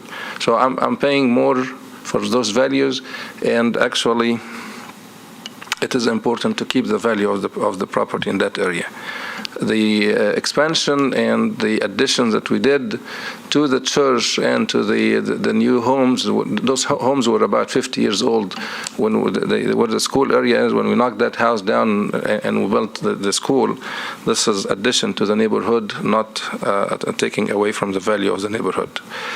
As far as the house on lot 17, I'll be glad to put a wood fence. That's number one. Second thing that I really appreciate that he brought to my attention the trash. He never complained. We have this parking for 2-3 years. He never complained. And actually, if he brought this to our attention, we could have taken care of it a long time ago. I take care of the parking, the main parking, because this belongs to the church. The other one, there's neighbors. I mean, there is people living in those apartments. I assume they will take good care of their yard, and I will take care of that ASAP. Make sure this is taken care of. As far as he said, when the expansion will stop, when the need will stop. When we have need, we'll expand. When we do not have need, I'm not going to just expand for no reason. But I am serving my community and this community that I am in. So if there is need, we have to address the need. As far as school parking lot, yes, we joined the property line with the parking with the school, but the parking lot is in the other side, in the south side of their property. So it's way far from my main entrance to the sanctuary, and it may take 5 minutes or more or less for people to walk. Maybe it's a rainy day, it's windy, it's summertime, so it's not we tried that, but we found out it's not convenient to the people to walk that distance. Actually, we park in the church across the street from us in the events that we have overnight when we are not joining the same service at the same time. We get their permission to park in their parking lot. We celebrate Christmas January 7, so we pray on the 6th by night. So we have an event coming up next week. The lady mentioned the traffic monitor to monitor the traffic, and I tell her right now, if we move the people from the street to the parking lot, there will be no need for that monitor to exist at all. This will be a controlled parking, people away on the street. I myself will ask for the public work and they offered to put no parking signs on the street. So once we have the parking, we will ask them to put no parking sign on Cherrywood Drive. So this will be, if anybody will park, he will be ticketed. Police will take care of that. Police came several times during events. because of the traffic, and of course people were parking, and there's no sign to say no park, so he could not enforce any law here. So mainly this is one other thing that I didn't mean to say I'm going to buy your property, but I think the lady that sold her property, she contacted me before she sold the property, I think a couple of years ago, to say, I'm selling this house, you would like to buy it. That's why I mentioned it was offered to me about 2, 3, 4 years ago. I don't recall exactly. Again, for the Miss Emily, again, she said 36 cars will go out from this parking at one time. Again, it's not at one time. We have Sunday school service. We have service, and then Sunday school after that, and then we have fellowship, and we have youth meetings, and so this all on Sunday takes different hours. So this 36 cars, again, they are already included in the traffic of McMurray, the 3,500 that you mentioned, and also they almost 1% of the capacity of the traffic. So 1% is not going to do that much traffic concern. Plus, the Metro Traffic Engineer have reviewed these plans and have no problems about it at all. They approved it. They requested 20-foot setback as you see on the plans, 20-foot setbacks. This is a requirement. And of course, the landscaping, we will take care of that. I put number of trees. I didn't count them, but I will do kind of shrubs that is continuously, create a barrier between the street. And as you see, there is about at least 25 on McMurray. There is 25 feet setback for the parking to start, and from Cherrywood there is 20-foot setback.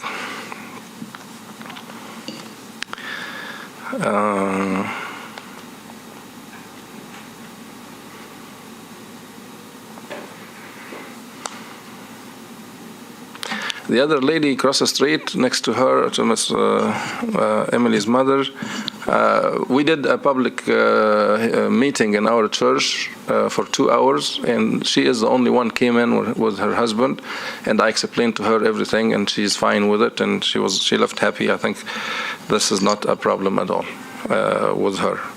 So the two concerns will be the owner of lot 17, and the trash will take care of. The fence, the wood fence, we will take care of also. I said 3 events per year. Let me make this 4, because we have the bishop comes once a year to our church, and that is a big event. Keep in mind that we are one congregation in Nashville, about 25 to 3,000 families, but we are divided on 6 churches now. But when we have a funeral, all those 3,000 people wanted to come to attend the funeral. When we have the bishop, those people wanted to come. When we have wedding, stuff like that. And so we will need this parking for those kind of events, funerals, weddings, bishop, stuff like that, plus the 3 major feasts that we mentioned. So as far as the ratio, your question, Mr. David, concerning the ratio, I would say that in our particular situation, we have existing problem. We have so many people. We have families that comes with 1 or 2 or 3 cars sometimes. It's particular. Even myself, I go with my car because I go early. I'm the priest. My wife comes with her car. My kids come with their cars. So one family comes with 3 cars, or sometimes 4. So we have a problem that we have so many people are parking in the street that we need to get them off of the street to be in a safe place for them and for the neighbors. And again, this will eliminate the problem for good. We're not planning to knock down the houses. We spend money to upgrade the houses, and they are also for serving the community at time of need. So we're not going to demolish those houses. They are there, and this will keep the value of the property. Any questions? I will be glad to answer. Let me ask you a question. Why could you not utilize some of what I would call the backyard of parcel 31 instead of putting all the parking out into the front? Which parcel 31? The one on the north of this one? Right. It looks like that has a fenced-in. This is the backyard for those two two apartments, if we can say.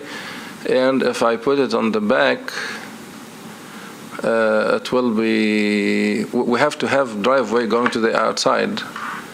And, well, this is a design I came up with, but I do not see that I'm going to utilize and get this much parking in the back. It's not going to be enough.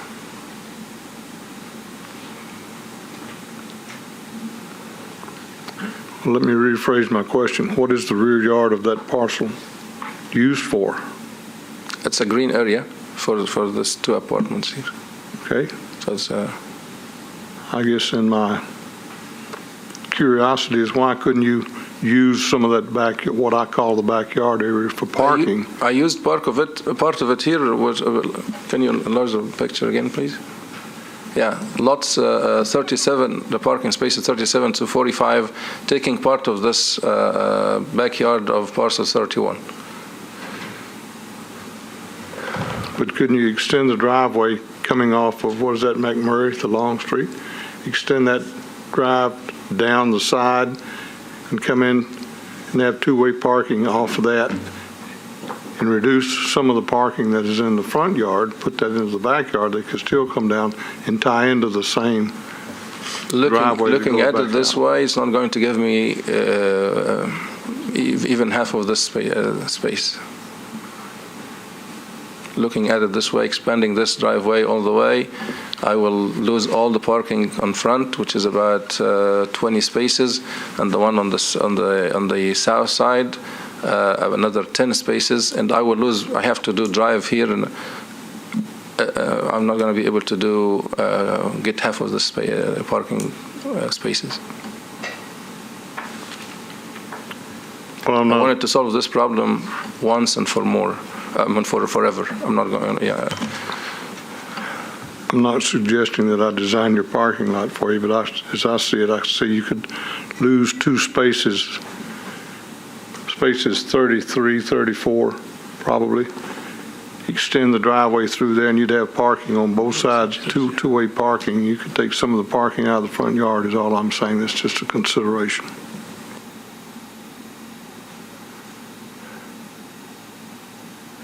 $33, $34. Put in mind that behind those two houses there is air conditioning units that is not showing here. The two units of air conditioned for those apartments show in the back here. 33 and 34, I have to do a drive in here, and then I will eliminate from 32 and all the way till all those. So this will be a big loss. I'm not going to have. I will have 1, 2, 3, 4, 5, 6, 7, 8, 9. I will have 9 parking spaces versus those 25 parkings. It will be waste of money.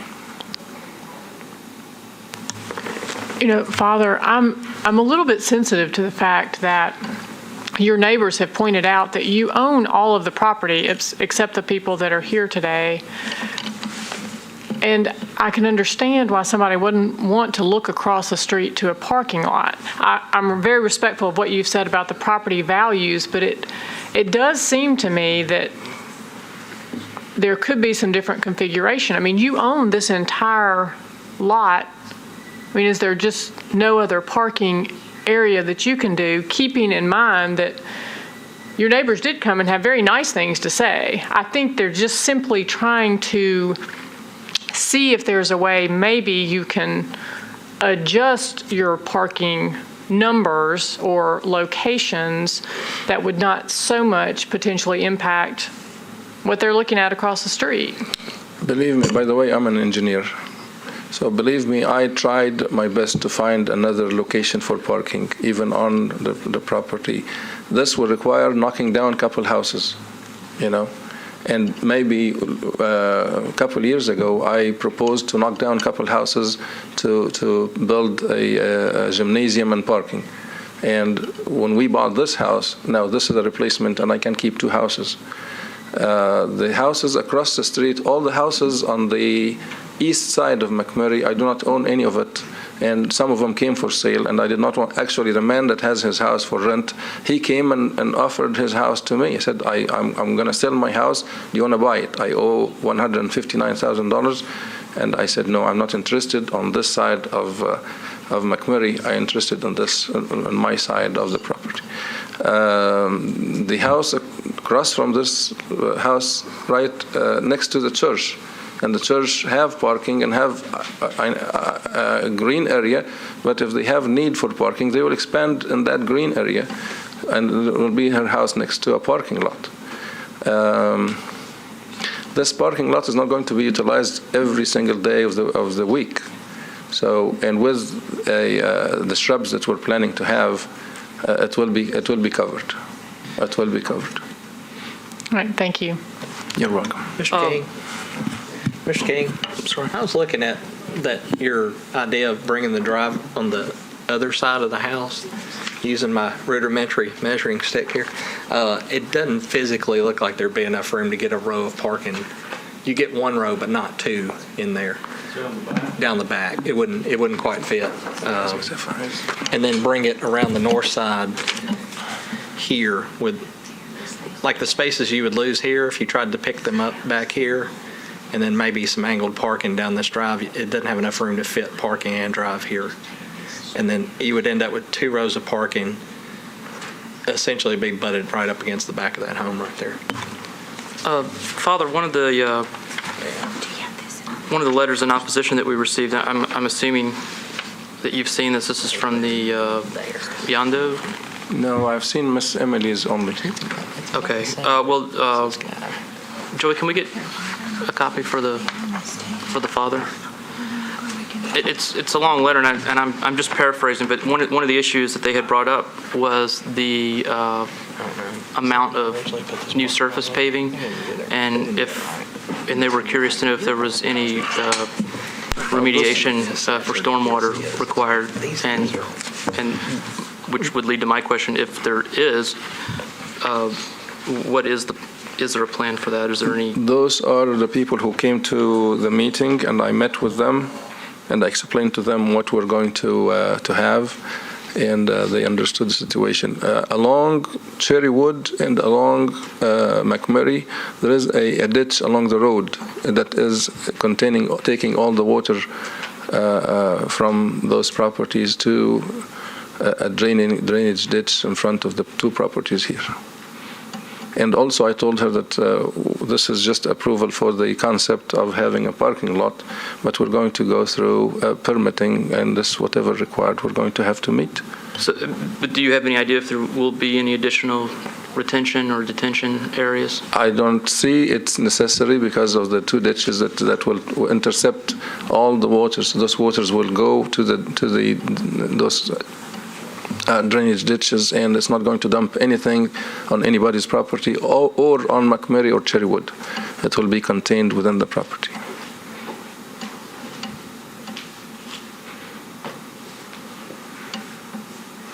And this is sort of a follow-up on Mr. King's question, and if you've answered this already, I'm sorry.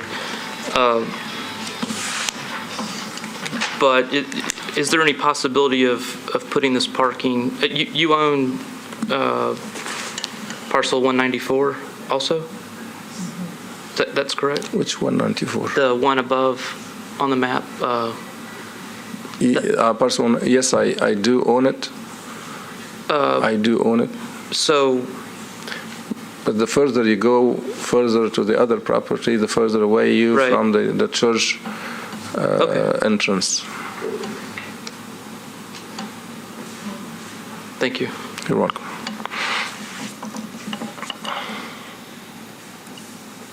Do we have any other further questions?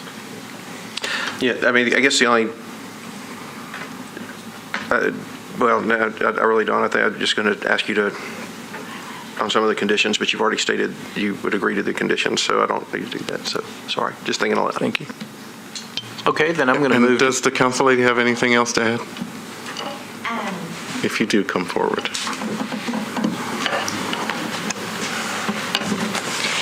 Basically, the greenery and a wooden fence along Lot 17, I think, should definitely be in there.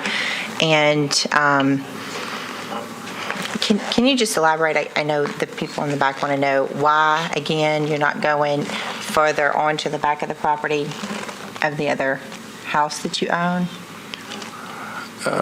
My first quick answer to that is the distance. People, the more further away you're going to walk further distance. And then also this backyard is a treed backyard, and but this area in front here will be just across the street from I'm going to do sidewalk and then a crosswalk, and this crosswalk will be controlled by a yield sign to pedestrian on walk, and this will be more convenient for the people. Actually, to follow up on, I think it was David Harper's question. David, did you ask how many seats are in the sanctuary? I did. And did we get an answer to that? Not directly. I gave an answer, but not directly, as he said, not on purpose, but because if we have 500 seats, but we have existing problem of parking, we did not solve the problem. If the number requirement for 125 parking. How about this? How many people belong to your church? At that location. Again, these 3,000 families belong to my church. I am the oldest priest in Nashville, and this is the oldest location. So in the morning, people come, just, I'm going to go to this location. I miss my father. I'm going to go to this. So regularly, I cannot tell you how many do I have that comes regularly to my church. But my church is packed every Sunday. So the way your denomination works is I belong to your church, but I can choose 5 or 6 locations to go to. Exactly. Almost like the YMCA, right? Exactly. But there's not a particular location that I go to all the time. Exactly. Well, and that's why we're buying more locations every time we find a church for sale that can fit our need. And part of my congregation leaves, and so my numbers goes down and then increases back again and then goes down. It happened 5 times till now. Well, I will say that, and some of the other architects can chime in on this, but, and you said the code now, Joey, for churches is 4-to-1 for parking? Yes. Which, that assumes that everybody sitting in the congregation that morning came with 3 other people. And in every church I've worked for, I mean, it seems like it used to be 3-to-1 maybe.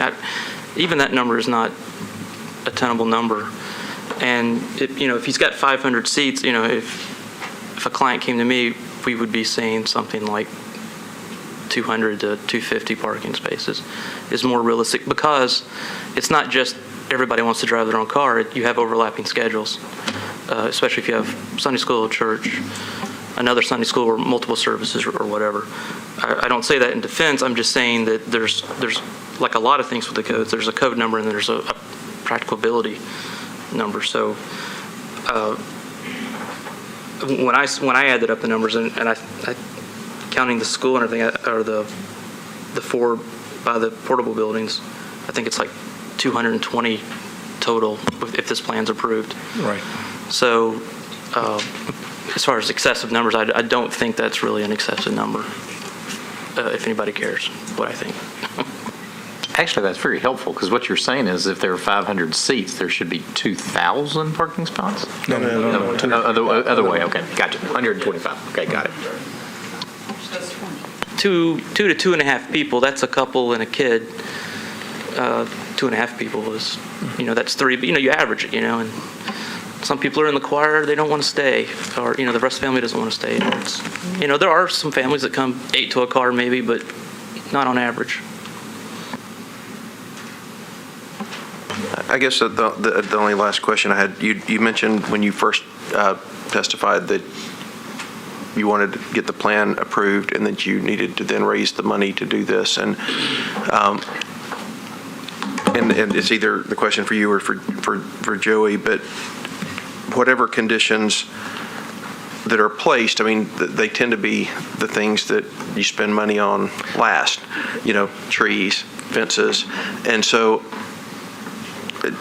and it may just be a statement, I'm trying to just get some assurance from you that if those are requirements, that work won't be done nor approved by codes until those requirements are met, and that there will be an adequate budget to do any of those conditions to the satisfaction of the codes people who would enforce. Can I rephrase my statement again? What I'm saying here, that this parking will cost money. And as I think Mr. David Owing said to her, is it better for you to keep the people on the street rather than being off of the street? So this is the question. On my part, I can save the money and people park on the street and cause a hard time to the neighbors, but this is not for their safety and for not for the safety of my children too. So I'm trying to say that this is here. I think everybody should be happy for this, because we're going to get those people out in front of my front yard and leave room for the emergency trucks to pass by. So everybody should be happy. As far as money, I have line of credit at the bank. I can pull money from the bank to do the construction of that job. But I said that I don't have excessive money to do it now. And we're going to get the approval today, God willing. We're going to go through the process of permit, and permit will take time. And at the same time, Mr. Joey, know that we are working on other projects right now. So. Okay, thank you. You're welcome. Do we have any other questions? Then I'm going to move to close the public hearing and start debate. Well, oddly enough, I mean, I was actually, some of my questions were leading to why hasn't anyone asked for the no parking zones to be added, and I was glad to hear that the father had done that. And I think normally generally speaking, I'm not in favor of reducing on-street parking, but I think in this case, as a way to sort of carrot and stick the parking into the parking lots, because people will park as close as they can. And they already have it's not unique, but it's a fairly rare condition where they have parking spaces right off the street there by the sanctuary where the handicap accessible spaces were, which is not only unusual to be off a street, but at an intersection, so that while it's not adding trips as far as the traffic goes, it is adding congestion and clogging the works a bit potentially.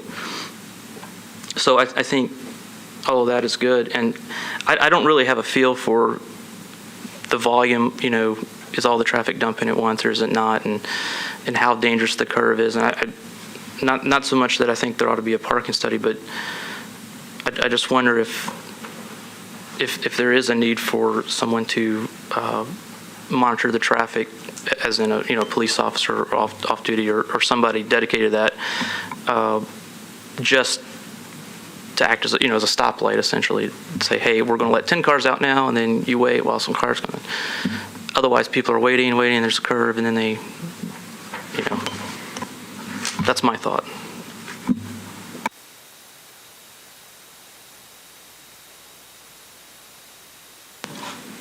I favor the additional parking. However, I think there's probably a better way to do the parking layout, so I would prefer that we defer this and give them the opportunity to take a better look at how to improve the parking scenario and maybe salvage some of the front yard of this thing so that there's not a sea of asphalt out there.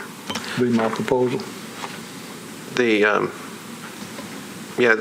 pieces of it that, in concept, adding more parking, I think I absolutely support.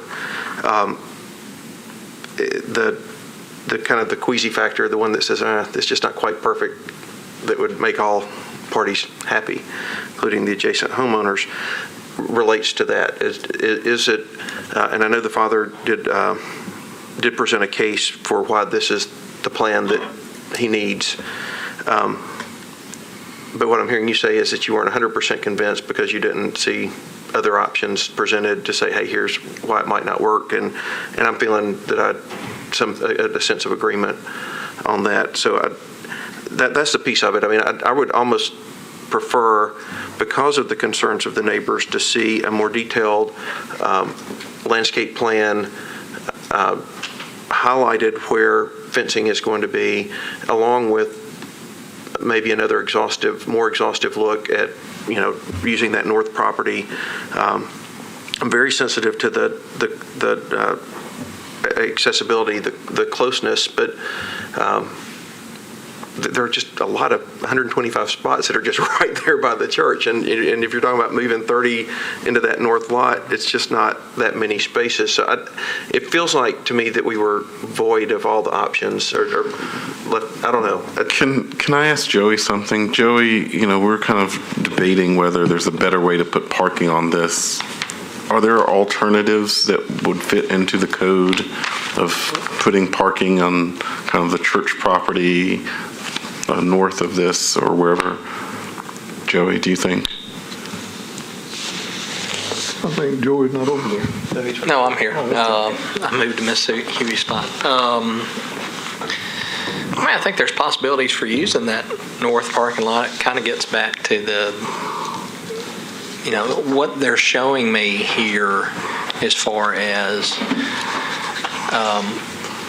angles of parking dimensions and driveways. Those conform to the code. So what you see, the technical aspects of it, it does comply with the code. So are there ways to reconfigure this parking that still is code compliant? That's not this? The way it's currently set up, no, I don't think there's a way you can design it. Because that was one of the things I was looking at back there of rerouting that driveway north along the home and bringing 2 rows of parking in, and trying to see if it would fit, like you suggested, Mr. King. 2 rows of 90-degree or maybe angled parking in there and get it out to take those spots that out of the front yard and sort of relocate them behind the home. There's just physically not enough room to accomplish that task. There. I have a question, and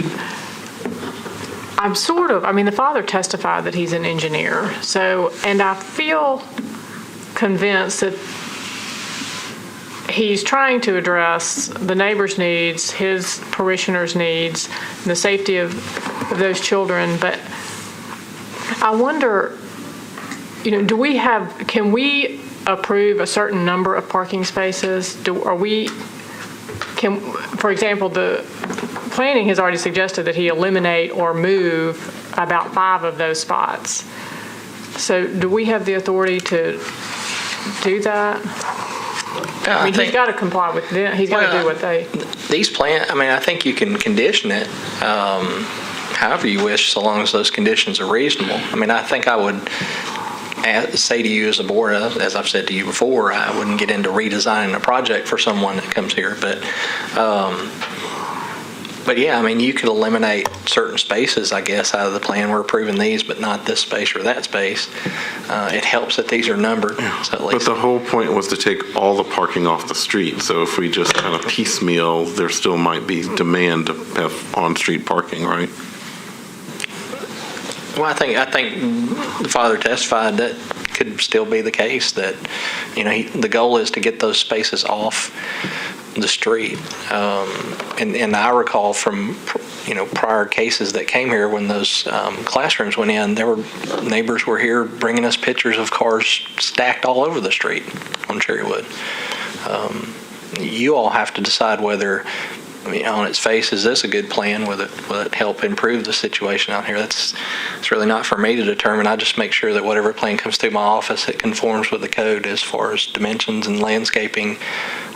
They weren't showing landscaping on this, but we've always kind of taken that. They don't have to show it on the plan. If they're not showing it, we as an office intend you're going to comply, or you can come back here and ask for a variance later. So some of those hatched areas that you saw in there, maybe they're not necessarily demonstrating to you as we're just going to stripe that as stripes on a pavement. From our standpoint, we're going to need landscaping in those areas. But I didn't bring it to you as a variance just because they didn't show it. So as a matter of law in your order, if we were to, at a minimum, just say we approve this use special exemption, the assumption is that it's as drawn, if we don't say otherwise. Yeah, under your rules, special exceptions are plan certain. You're adopting that plan. So anything that we exclude, you can unless you say, hey, the basis except for is this. the plan as submitted. Yeah. Until we make other. Right, and your rules allow the codes department, principally through me, but through Bill also, to allow minor deviations to that plan, as long as it doesn't affect what you approved. If you approve this concept and they move a spot from here to there. Well, and I'm curious about that mainly. I can't imagine, I'm not an engineer, but I can't imagine that with this much additional paving, that there's not going to be some detention or retention of stormwater beyond the capacity of the ditches. And of course, I haven't seen a topo. They are. Stormwater will have to approve this parking layout as part of their. Yeah, so even with the number in the layout and then they, let's say, are required so much acreage or volume of, detention on site, that might alter what is required. There might not be physically enough room anywhere to do what they're talking about. And could, I'm saying this for all of our benefit, and I'm also thinking out loud that, there could be a change to the site that, suddenly there's a big swale somewhere that we didn't know about or weren't considering. I'll put it to members this way. I mean, I'll step back from this case for a moment.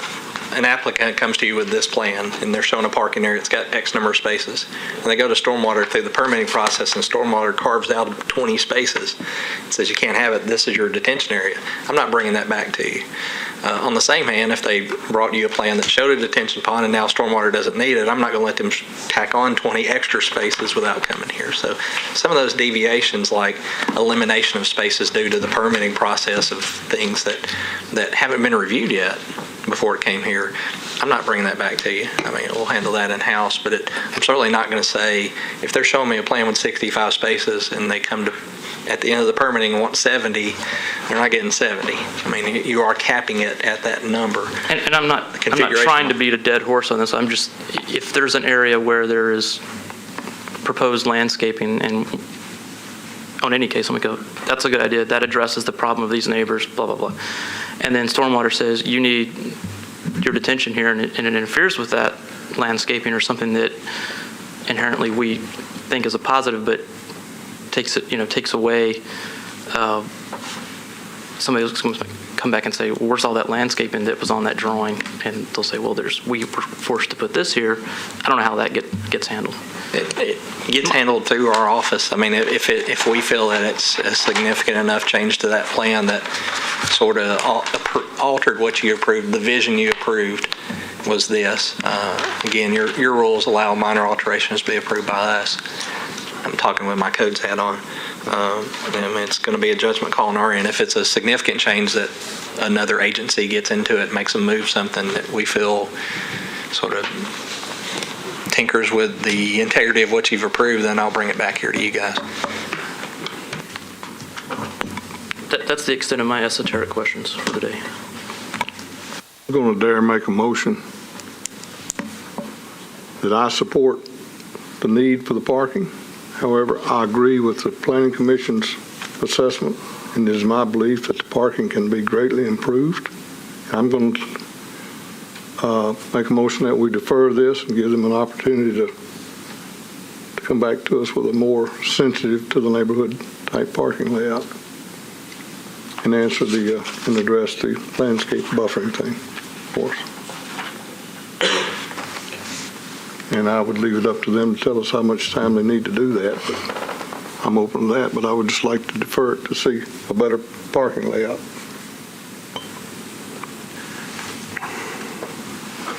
I guess, my concern would be with what Joey said, but I guess they could come up with something else. But Joey basically said there's really nowhere other place to put the parking. Well, I'll second the motion just so we can discuss it and maybe refine it. I mean, even if the parking, the layout can't change, I mean, I would really be more interested in knowing what are the buffers? What are you planning on putting? Where is this fence? Yeah. So that it's on the drawing that we will eventually approve.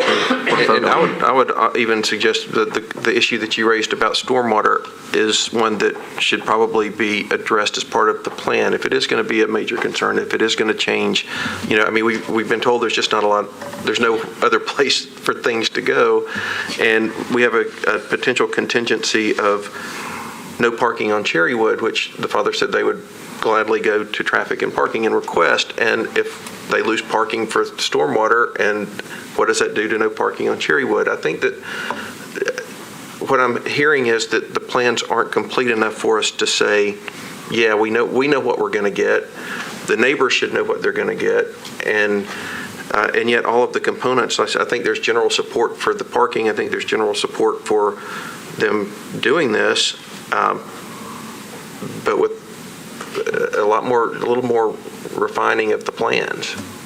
So I don't have a problem voting to defer because of kind of that queasy factor we've all, or not all of us, but some of us have expressed to say, it just doesn't feel like it's just quite fully baked.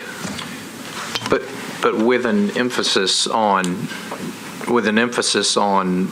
really the landscaping and the fencing as much as anything, because I do note there's 16 trees, wrapping around Cherrywood and McMurray, which is a great start.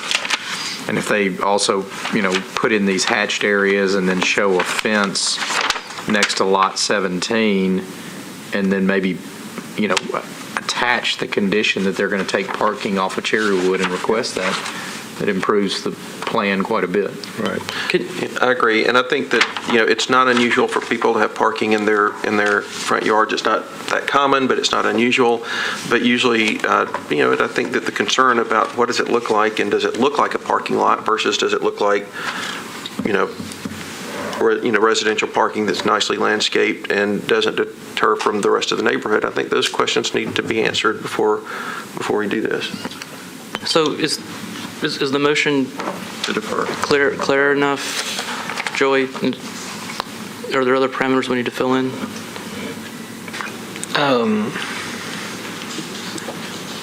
Well, the suggestions by Mr. Taylor and Mr. Witz are more amendments to Mr. King's motion. Yeah. So I guess what I heard from the applicant was that he was agreeable to the fencing or any of the landscaping. So, are we just asking him that that's unacceptable and we want something different than what he submitted? Because he basically said, I'll do it. Well, my intent is that I've gotten stuck in the design world where you have plan A and plan B, and everybody agrees, well, let's do plan C, which will be a compromise. And I'm not saying that what he's verbally agreed to is unacceptable. I think it is acceptable. I'm saying the defer gives him the opportunity to, so that it's all concisely delineated. Here's the fence. Here is the landscaping that we are proposing. And if there's any changes in the parking arrangement, here's what it would be. And here's, and we're doing this because we can't do that. And by the way, here's, we don't need stormwater, or we do need stormwater remediation. And here's where that will be. Which I don't think is terribly burdensome for, this is, it's stretching over 2 properties and it affects a lot of other properties. So that's why I seconded the motion, because that's what I was hearing in the motion. Maybe I was hearing. I just heard that he said he'd put the fence on this neighbor's property and he'd clean up the trash and he'd do all the landscaping. So, and then from Joey, there wasn't really a lot they could do for parking if that's how many spaces they want. I'm not sure what we get next time if it comes through. I guess what I'm hearing Dick say, and Dick, I'm not trying to put words in your mouth, so tell me if I'm wrong. We approve a specific plan, and there are arguably gaps in this because they could show greater landscaping, and I think if I'm hearing you'd like to see potentially reduced parking or potentially moved parking, but at a minimum, landscaping to the degree that it can be put in there and made a part of the plan and approved. Or screening, not necessarily, but screening. I'm just kind of following what the planning commission recommended. Well, I think the applicant, he hasn't objected to any sort of landscaping, screening, bushes, anything that they wanted, has he? Yeah, I guess to me it's that the difference between our discussion and conversation and the motion, and we could all kind of agree, but then what actually gets on paper, and then what are they required to do? And I guess the reason I am leaning this way is that I'm kind of comfortable putting that burden back on the applicant to say, look, this is, you've got council support, you have general support up here. This shouldn't be a big worry, but you need to really hone your plan some more and come back to something so that we don't have to spend the time defining just where the trees go, because we don't know about the stormwater, we don't know about some other stuff. Go find all that out, bring it back, and your odds are pretty good. Chairman Whitson, we are asking, obviously, a council person to kind of mediate this. Can we ask her, get back up here, whether she wants to kind of see if she could take another try at this, as she's talking to both sides? Sure. I mean, Council Lady Blaylock, can you come back up here, and we're going to open up a public hearing for you to tell us if we need to defer this or what's kind of going on. Can you mediate this? We're working in the back here, and basically, Ms. Booker wants to have a pleasing view. I don't think she really cares too much about the parking or how many, or get rid of all that parking. She just doesn't want to see it. So I think with Joey, I think we could definitely make sure that's going, those trees will be there that are on there. Has the applicant agreed to any sort of screening that she would want for a pleasing view? He will agree right now today for whatever. For a pleasing view. For a pleasing view and a wooden fence for that lot 17, which is what they wanted. So I think we're fine with the neighbors and the parking design. They've looked at putting the parking on the back or on the side of that house, which was like the top portion, and then coming down behind that, but it's too close to the house. You can't do that. They've looked at going back up into the other property and over on the side. It's too far away from the entrances. You've got a lot of elderly people that go to the church. So this layout is about the best they can do and get the most parking for their church. Let me ask you this. If we were to defer this and you have another month, what can you come up with, or what could you... There will be nothing changed as far as the design. However, they could put dots on the place to tell you where they're going to put a fence, or he could sign off on it now. Or they're in agreement as to what they're going to do landscaping wise. I think that would probably be the only thing that would be changed, is some dots on the landscaping to show the landscaping, which,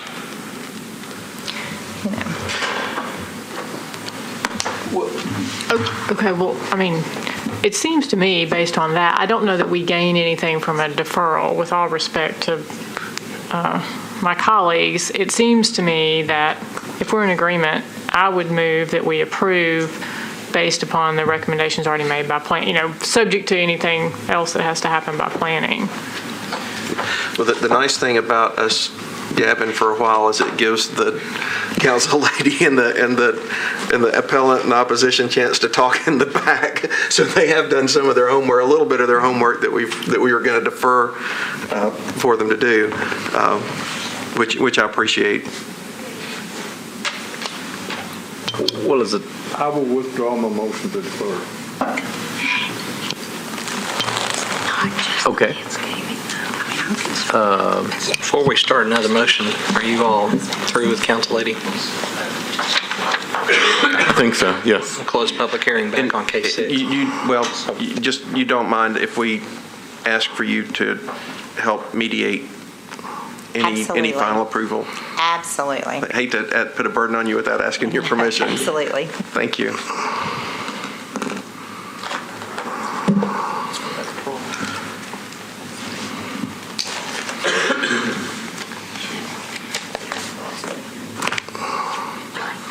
Well, everybody's looking at me, but I'm not sure what to motion here because. Well, I'll take a stab at it. I move that we approve 006 granting a special exception to the St. Minna Coptic Orthodox Church, and that they provide the landscape buffer to both neighboring properties, the solid fence on one side and I guess substantial greenery on the other side on McMurray where the drive is coming out. Would you also include that they pursue no parking on Cherrywood? Yes, and as part of this, that they work with Public Works to prohibit parking, on-street parking, and have signs placed to that effect.